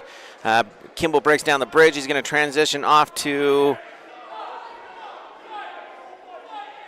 he's going to scoop that head, and he's going to sit out on that. He's got an arm, sitting it out. His opponent doing a good job of bridging. That's going to be another 4-point takedown, or 4-point near fall. Kimball kind of let him up, but didn't do it in a very good way in that it allowed his opponent to swing around and grab a leg in the head, and Kimball able to leverage his weight back through and keep the command of that. The total score currently is 13-2 in favor of Kimball Perry of Star Valley. Kimball into a quick barbed wire. He's on his knees trying to get a couple of near fall points before the end of the period. He does get 2 near falls. That's going to make the score 15-2 in favor of Kimball Perry going into the second period.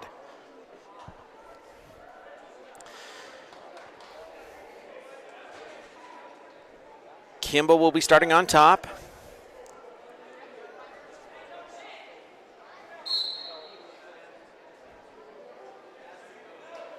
And Kimball able to flatten out his opponent. Crossface.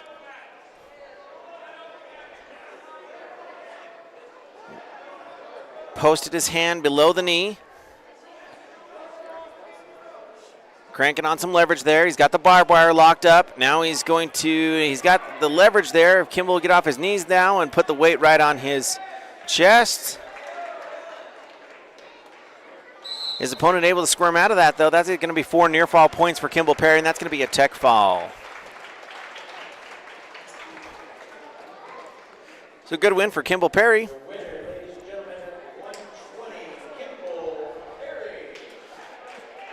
And with that win, the total score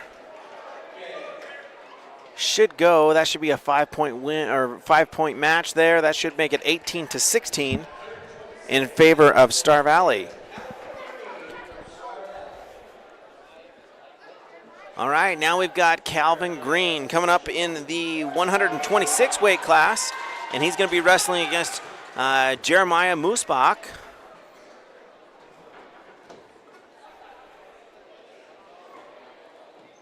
Still working on the scores from the last match to get that correct. So yes, that does indeed make the team scores 18-16 in favor of Star Valley. Like I said, that's going to change back and forth here. We got some great wrestlers on both teams.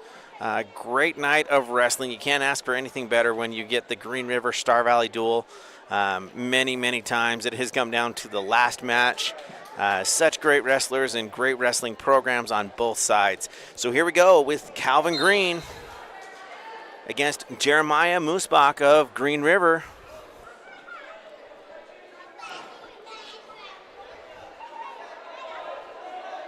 Green River had an arm, 2-on-1 and slings Calvin down to the ground, able to get a 3-point takedown. Calvin on his base.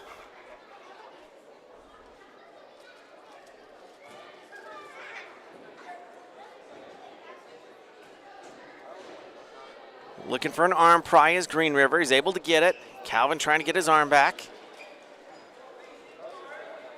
Green River's now got a crossbody underneath. And now has a chicken wing on the other side. He lost the crossbody, but he does still have that arm trapped. He's got a half on the other side now, or at least was looking for it. Calvin trying to free his arms.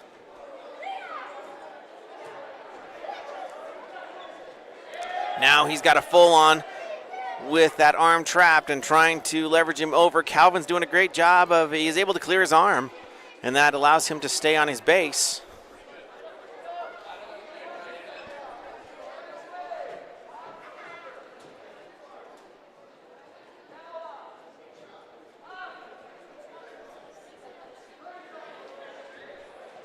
All right, we got 30 seconds left in this, the first period.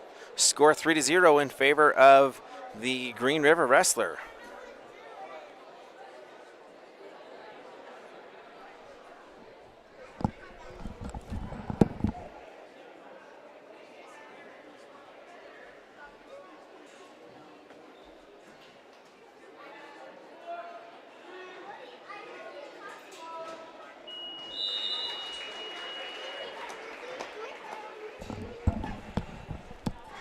All right, so we're going to go into the second period with Green River leading in this match 3-0 over Calvin Green of Star Valley. Calvin Green wrestling in the 126 weight class.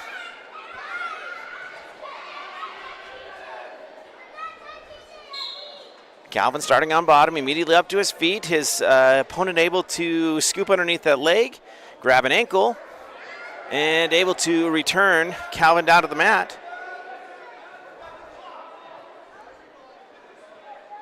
Calvin maintaining his arms free there. Green River looking to dig out a wrist, looking for an arm bar. Cranking that wrist underneath. Calvin now grabs his own hand to free that up. Able to do so. Up to a tripod. Green River wrestler able to return him back. Now to a crossface, and he's got a tight twist on the body. He transitions off to a barbed wire, and now he's just going to settle in on Calvin there. Calvin doing a good job of fighting his hips, but that's going to be a hard one to fight out of with 1 minute left in the second period. Calvin stuck in his own barbed wire, the Star Valley barbed wire there. Green River doing a good job centering up that weight. He'll get off his, he's going to abandon that, but he still catches. Now he goes to a crossface. He is still going to get the 4 points. They're considering it the same hold.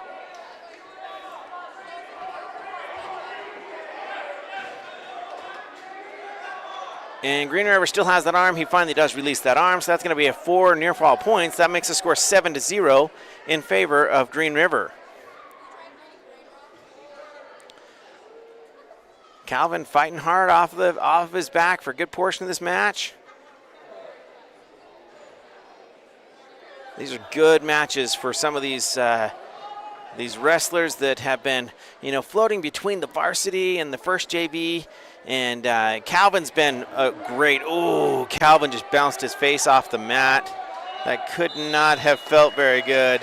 Wasn't his opponent's intention to bounce it off the mat. He just kind of buckled his arm and he bounced his own face off the mat. Hopefully he's okay.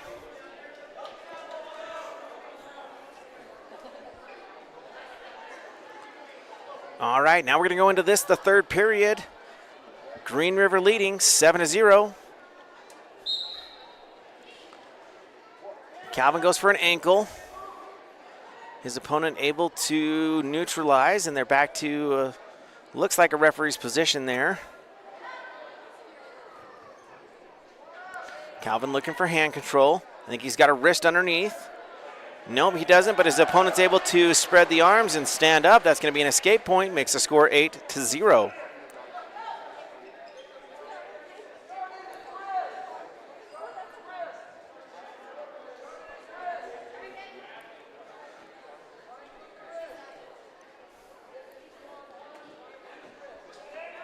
Minute and 20 seconds left in this, the 126-pound bout.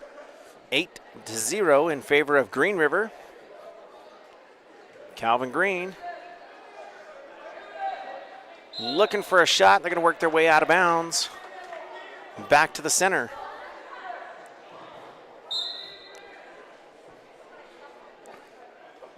Calvin in on a single leg, transitions to a double leg, driving through, and his opponent able to put in a whizzer and ends up on top. Good wrestling by the Green River wrestler to maintain that whizzer in and be able to get back and around. Takedown, that's 11-0. He's got that arm hooked in that chicken wing. Now transitioning to the other arm.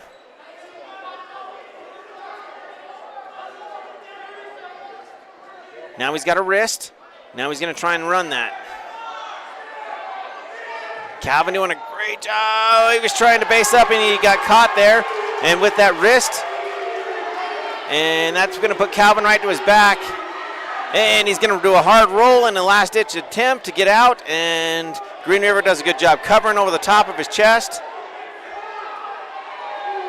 Green River will look up there. That will, all right, he's going to let him out there. And there's a 4-point near fall, but that's going to be a tech fall. Great match. Green River, that's a great technical match fight.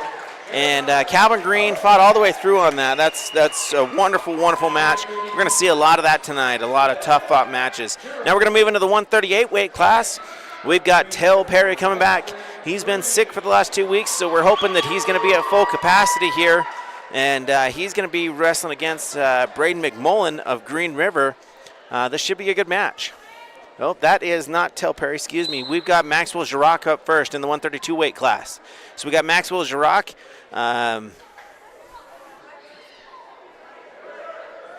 Against Weston Green of Green River. Girac in on a shot.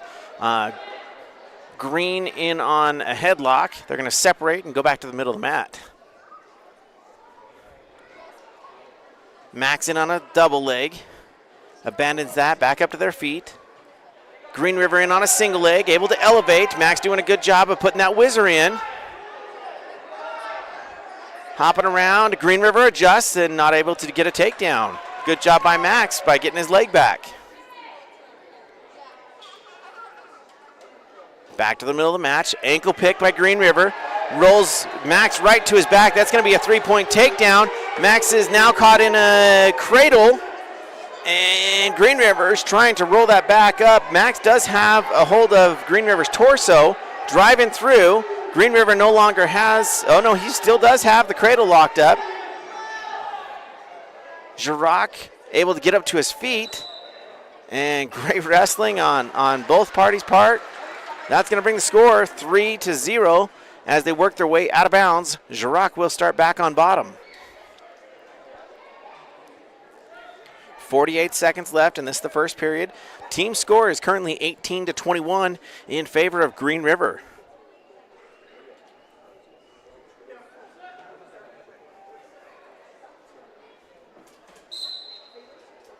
Girac up to his feet, looking for hand control, able to get it. Green River transitions off to a leg, able to sling his opponent back down to the mat.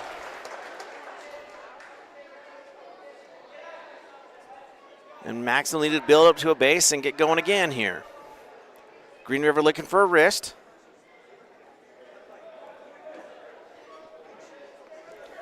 Girac able to separate his hips. Green River, good job to cover. Green River to a crossface. Now looking to lock up a cradle. Able to do so, and here comes the tilt. Girac doing a good job of not letting him go over.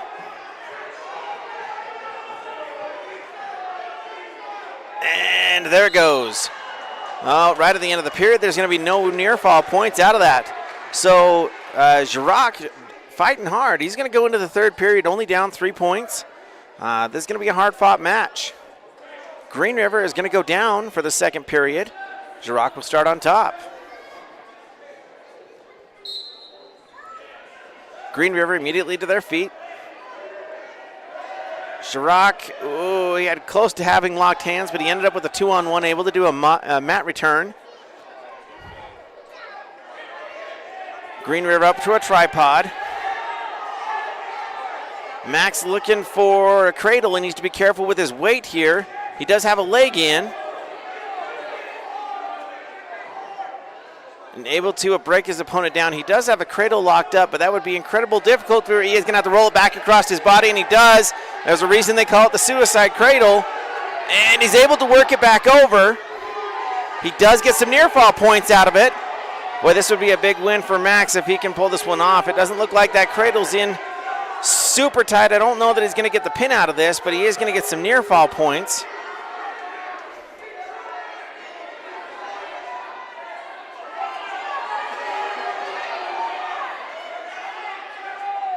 Once again, I talk about this camaraderie. I'm going to pan just a little bit to the left here. He does break that hold on the cradle. That's going to be 4 points of near fall. You should have seen Girac's team over there cheering him on, telling him what to do. I think that's an awesome culture that exists both here in Green River and in Star Valley.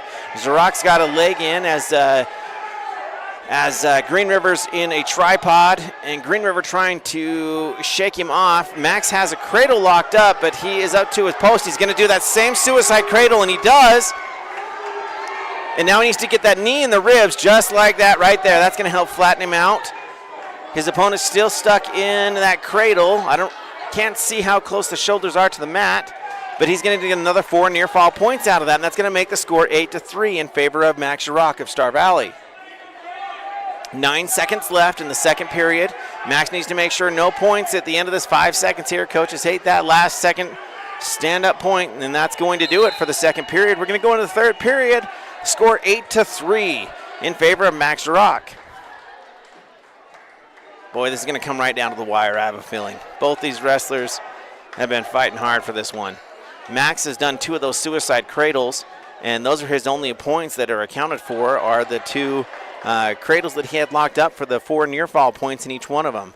They're going to go to injury time here.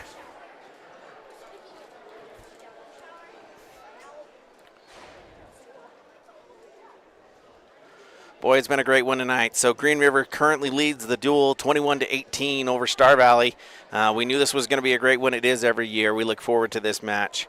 And how fun it is to come down here. They have a great gymnasium down here, probably one of the better ones in the state, with the track and the huge gym and the viewing section here. Just a wonderful place to be, and the fans and the culture, they know they're wrestling just like Star Valley does. Makes it just fun atmosphere and some great wrestling here. All right, Max Girac's going to start on top for the third period.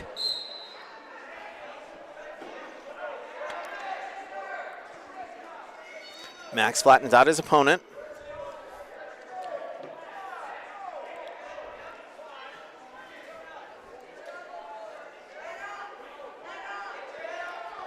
Max looking for a tilt, but it wasn't tight. He almost fell out of position there.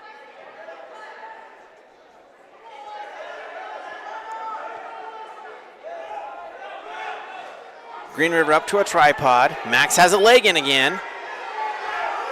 Needs to be careful. He's trying to lock up that cradle again and not able to do so. His opponent's able to stand up. Now walking away, and he's got a mat return him, or he's going to get a stalling call. He should just cut him loose at this point. Oh, he's able to mat return him just before the stalling call. 8-3, 1 minute left in the third period. Max Sharrock leading this match in the 132 bout.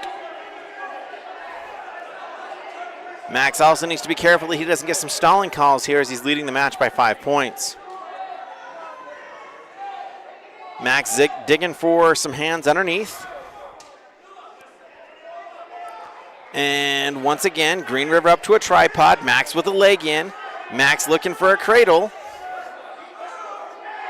And they roll out of bounds. Green River reached over and grabbed his head and rolled through that.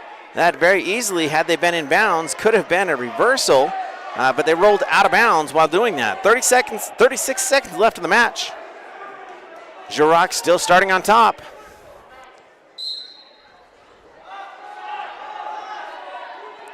You're going to see a flurry from Green River here soon as we're coming up on short time, and he's trailing by 5 points. Tries to do a sit out.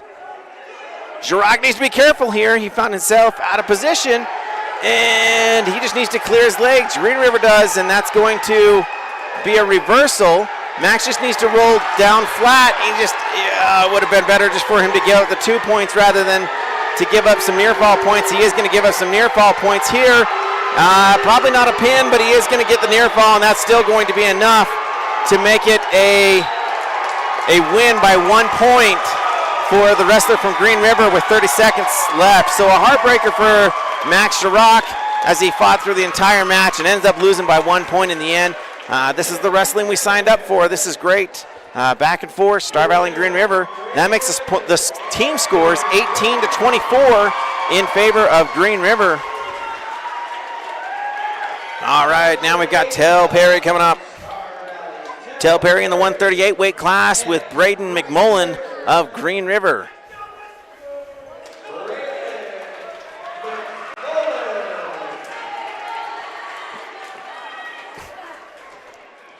Boy, we knew this was going to be a good one, folks, and it's turned out to be everything we wanted it to be.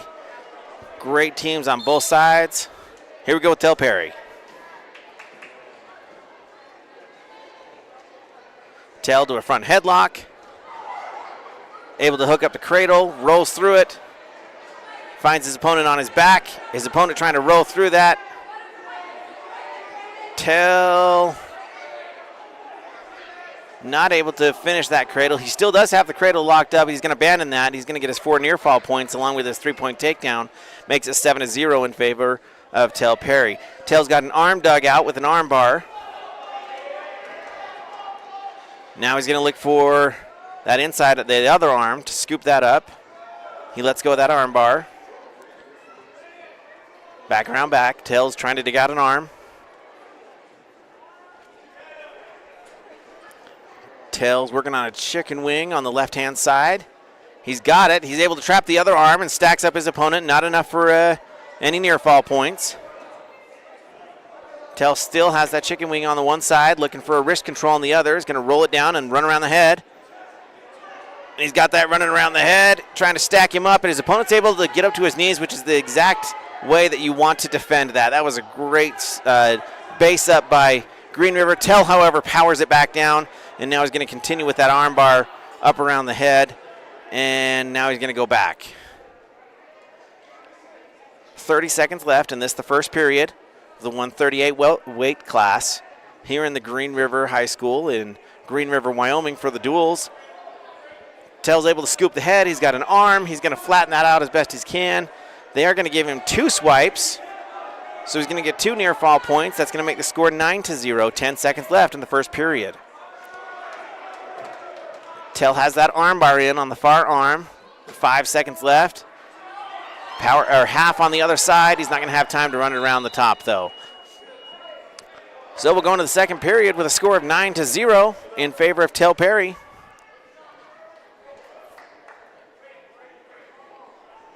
Talking with Coach Clark here a little bit earlier, he was saying that it could come down to the fact that Star Valley has an open weight class at 285.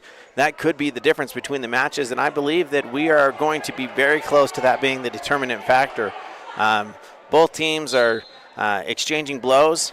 It's going to be a great finish. Tell able to do a sit-out, gets around back for a 2-point reversal. That's going to make it 11-0 in favor of Tell Perry.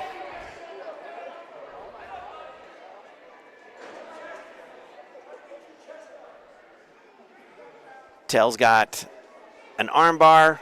He's got the other arm trapped. His opponent able to spin with Tell, not allow him to run around the head. But the opponent from Green River's done a great job of disallowing Tell on specific moves. He does like to run that arm bar up around the head, and he's done a great job of following that out. Tell's got a half on, and he's going to do a belly dump and just puts him right to his back.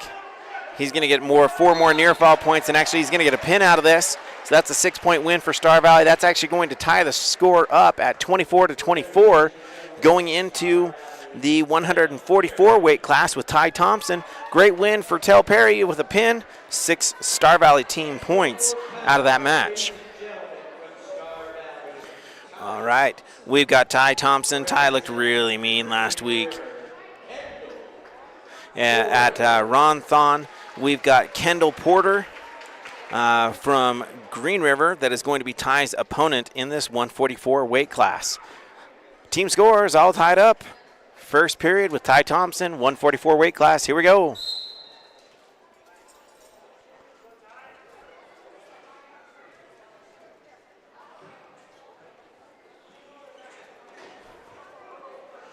Ty looking for a shuck by. Didn't quite get the shuck, but he did get behind him. Now he's going to mat return him down. That's going to be a 3-point takedown by Ty. Ty's got that thigh grab. And Ty runs a mean tight waist, but he's got a arm tied up underneath the body crossed, and now he's going to transition off to that cradle, and Ty's going to put him straight into the cradle, put him right to his back there. Can't really see the shoulders from here. Ty does have that knee right in there, and that's going to be a pin for Star Valley. That's going to make the score 30-24 in favor of Star Valley. Quick pin by Ty Thompson, 144 weight class. All right, now we're going to transition over to the next one, Hazen Hess. Hazen Hess, he's fun to watch. So we've got Zach Dalton, and anybody that knows wrestling in Wyoming knows that the Daltons can wrestle. So this is going to be a heck of a match here with Zach Dalton of Green River in the 150 weight class against Hazen Hess of Star Valley.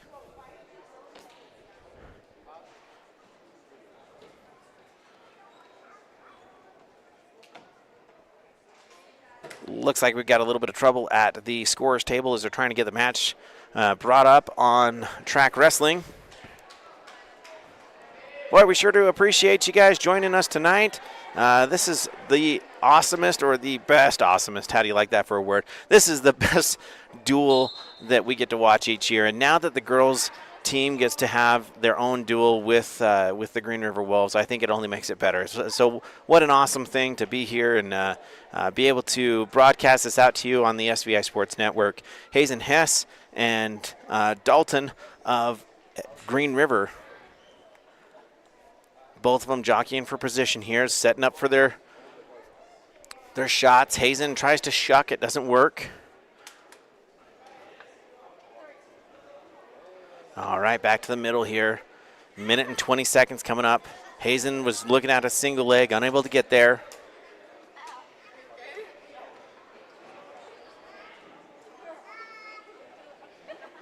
And we're going to center it back up in the middle. Oh, Hazen kind of trips on himself and able to regain his base. Back up to their feet. 1 minute left. 150 weight class. Hazen fakes in on a single leg. Back to a neutral position.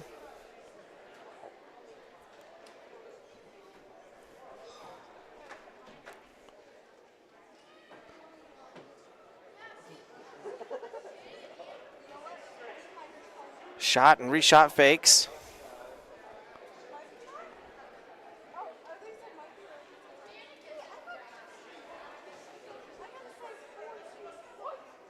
Back and forth. Still not a lot of action. Just both of them trying to muscle each other over into position that they were looking for. 20 seconds left in the first period. Still score 0-0.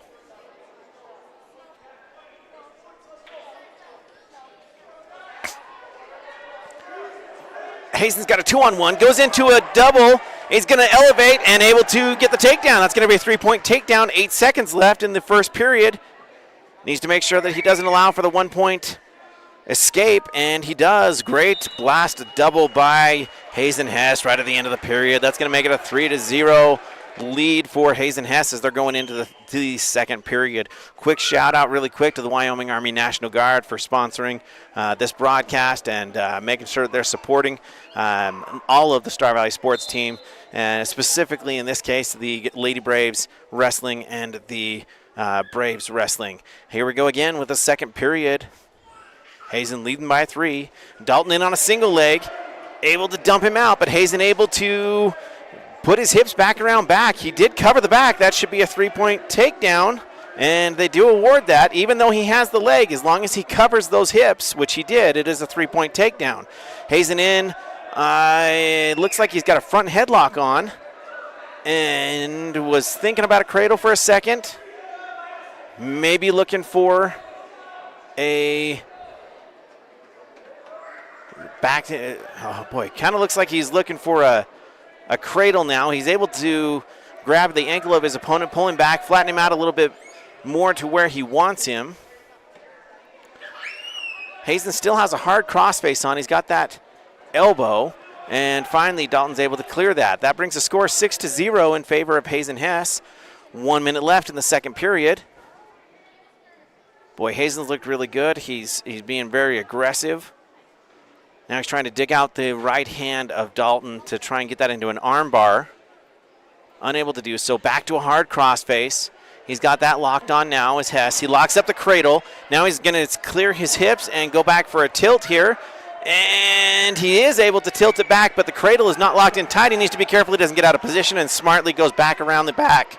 And that is still going to keep the score at 6-0 in favor of Hazen Hess. Hazen now has a leg. He was looking to bulldoze it through, did not, and back around. Now back to a hard crossface.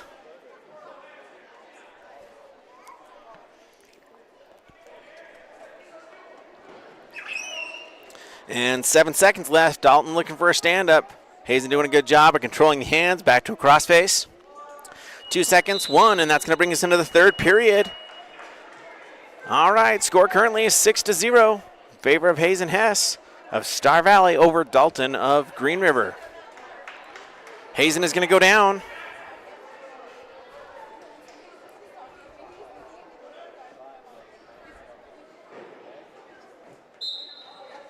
Boy, that looked like a caution to me, but they didn't call it. Hazen able to do a sit-out, though, and crawl back behind. He's going to get a 2-point reversal out of that. Goes right into the chicken wing, and now is looking to trap the bar on the other side. He does have the wrist on the other side, trying to roll it back onto the body. Lost the chicken wing on the near side.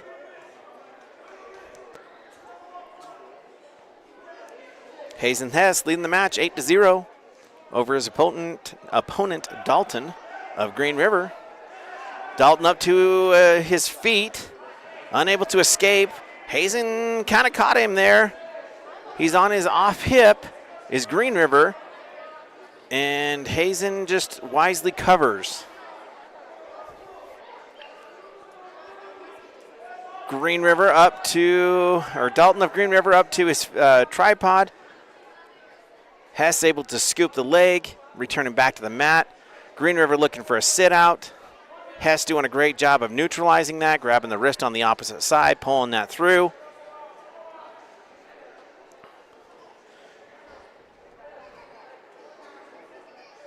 And Hazen pulling on that arm, trying to get that arm back behind the back for the arm bar. 40 seconds left in the third period here. Hazen doing a great job of riding this out. He's got the 2-on-1 underneath, trying to flatten out his opponent. Hazen is still working enough, I believe, to not be called for a stall here, as he's still trying to dig out an arm bar. Dalton finds himself on his hip, trying to maintain his hand control. Hazen still trying to dig out a wrist, trying to get that into an armbar, not able to do so. 10 seconds left here. Hazen Hess leading 8-0, and he's going to walk away with a major decision here over his opponent Dalton of Green River. Great win for Hazen Hess. And that minor decision, or major decision actually, will make the score 34-24 with 4 teams' points scored with that match. So Star Valley has a little bit of a lead here. Let's see how well it holds up. We have got Lane Hunting of Star Valley going up against Maddox Hintz of Green River. That's a caution. Hintz jumped the gun there. Lane needs to be aware of that now. He is. Hintz looks really aggressive here. Lane's going to match his intensity. Goes in for a single leg. Doesn't get it. Goes in for another single leg. Doesn't get it again. Back up to the middle. Lane in on an ankle pick and unable to get it. Now has a leg. Unable to get it. Back up to shoulder. Now working for head control and over and under ties. Lane in on a shot, and his opponent Hintz able to neutralize that with a shot of his own.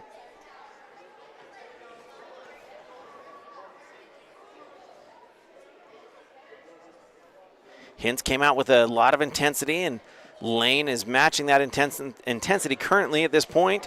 Still 0-0, coming up on 1 minute and 10 seconds left in the first period. Lane was in on a shot. Hintz able to neutralize that and does a shuck by, and he's able to get back behind. That's going to be a 3-point takedown by Hintz of Green River.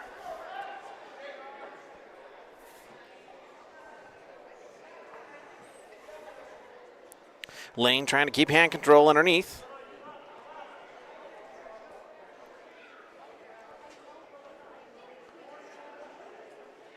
Lane up to his feet. Now working on hand control to try and clear that. His opponent able to lift, return him back to the mat. 30 seconds left in the first period. 3-0 in favor of Hintz of Green River. Darrell able to clear his hips out. Buy him a little bit more time here in the first period as we're running on short time. 18 seconds. Darrell up to his feet. Now looking for, he stood up. His opponent grabbed. I'm not exactly sure. It looked like a half, but he also grabbed the leg from underneath and put Darrell straight to his back. He's going to get 4 back points out of this right at the end of the period. That's going to make it 7-0 in favor of in favor of Green River over Lane Hunting. All right, Green River defers. No, excuse me, Lane defers, and Green River is going to take down 7-0. Hintz of Green River.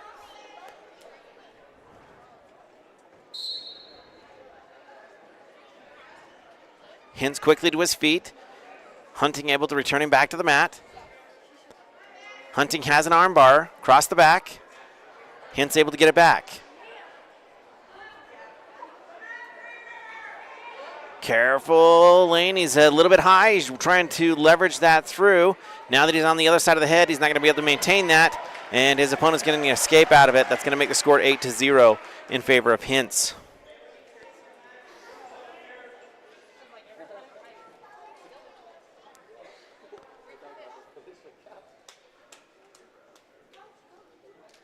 Lane digging in on the arms. Both of them trying to fight for control on top. Hintz looks for another shuck bind, unable to do it as they work their way out of bounds. 1 minute, 13 seconds left here in the second period.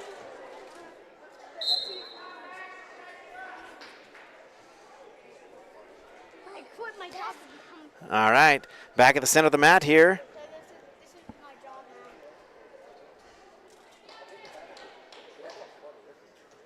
Still fighting for control out on the edge of the mat. Hintz in on a single leg, abandons that, but then goes up to a body hold and is looking for a throw. He is able to throw him, but Lane was able to at least get out of the headlock and goes to his belly rather than to his back. That's going to be another 3-point takedown. Hintz currently leads the match 11-0 over Hunting of Star Valley.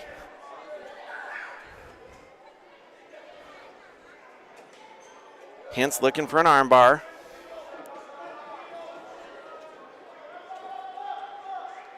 and Hintz covers. 20 seconds left in the second period.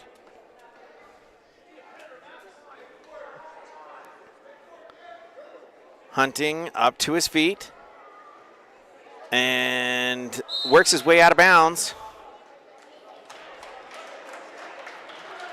Score is 11-0, 9 seconds left in the second period.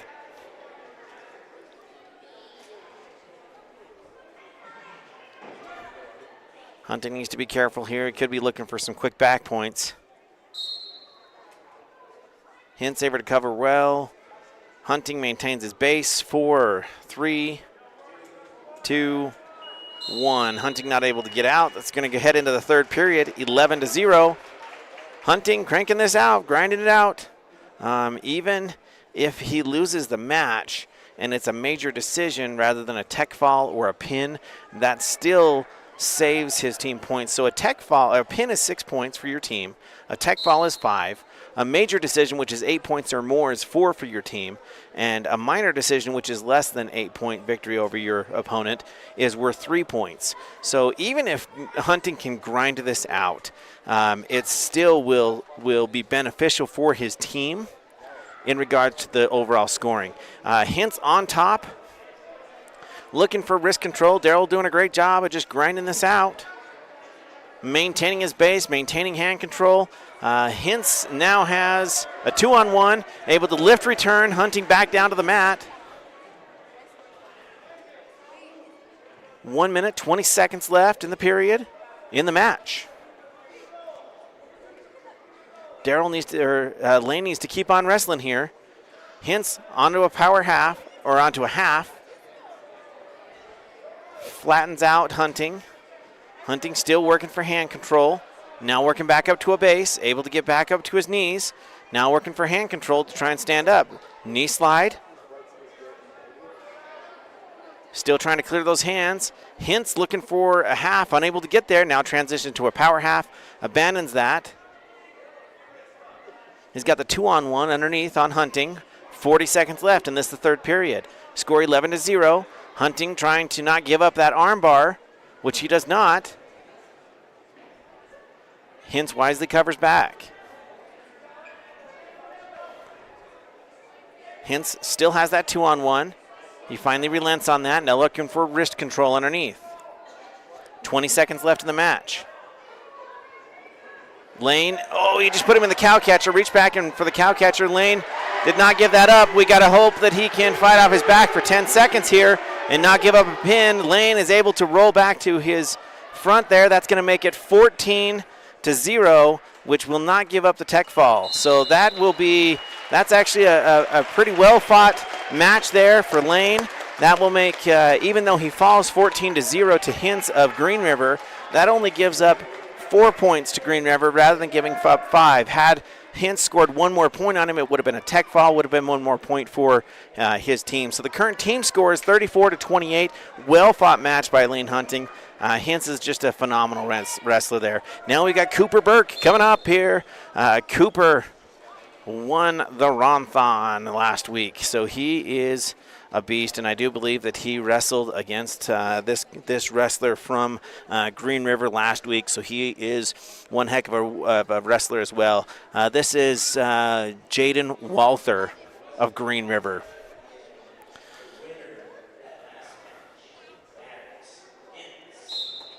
All right, so they're going to work their way out of bounds. Back to the center. Burke in on a single leg, not able to get there. His opponent puts him in a headlock, front headlock. Burke's working his way out of that, gets his head out. Now he gets him in a throw position, puts him straight to his back, not able to maintain the control though, so no points scored. Cooper transitions off to a single leg, able to elevate and gets behind his opponent. No control yet, so no points. Now Cooper's able to cover the hips. That's going to be a 3-point takedown. Cooper puts in a leg as he usually does. Cooper Burke picking up intensity as Hurricane Burke is looking to make landfall here. Here we go. He's got that leg in. Now he does like to put that spladle in, and he's looking for that. Does not have it in yet. He is cranking on it, though. And he does. He's got that spladle in. He's getting some near fall points. Probably not a move that you're going to get a pin out of, but he is going to get the near fall points. He does get 4 near falls. With the release of that, that should make the score 7-0 in favor of Burke. Burke to a hard crossface.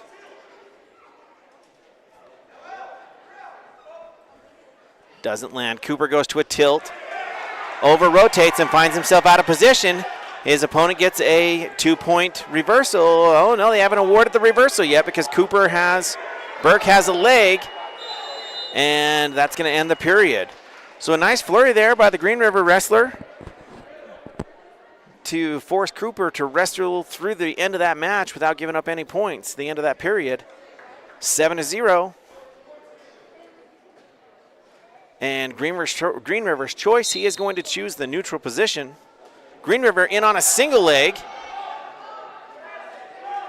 Cooper hasn't grabbed an ankle yet. Very calm as he forces his way over, and he's going to put his Green River opponent right to his back. I don't know why they are not swiping back points. Cooper clearly has control. His opponent able to rotate his hips out, though. Man, just some great wrestling there. No points awarded. Back and forth. Cooper's now got a headlock. He just needs to step over the top, which he does. Now he's getting the near fall points. So Cooper gets a takedown out of that, and he's going to get the pin out of this. So that's another 6 points for the Star Valley Braves. It's going to bring the total score to 40-28 in favor of Star Valley. And that is going to do it for the Star Valley Braves and Lady Braves duels here at Green River, Wyoming. We sure do appreciate Green River High School coming out and having this duel. It's one that we look forward to every single year. Great wrestlers on both sides. Such great talent on the boys' end. We were talking about there's probably 20 wrestlers between the two teams that are currently ranked very high in the state rankings. What a great night of wrestling. It doesn't get much better than that to see these two teams go at it. Thank you so much for joining us. We have had so much fun with this. Big shout out to Tommy Hoops. We're going to call that the match of the night. With his grind, fighting off of his back, and then coming back and winning his match in the end. What an awesome thing. Congratulations to both the Star Valley Lady Braves and the Star Valley Braves as they both win their duels tonight. And individually to both the JV and Varsity and Lady Brave wrestlers in their matches individually. Thank you so much for the community support to the wrestling program here at Star Valley High School. You guys truly are the greatest wrestling community. We're going to log off now. We're going to say thank you to the Wyoming Army National Guard for their support and their sponsorship of this broadcast. This is SVI Sports Network signing off for the night. Have a good night.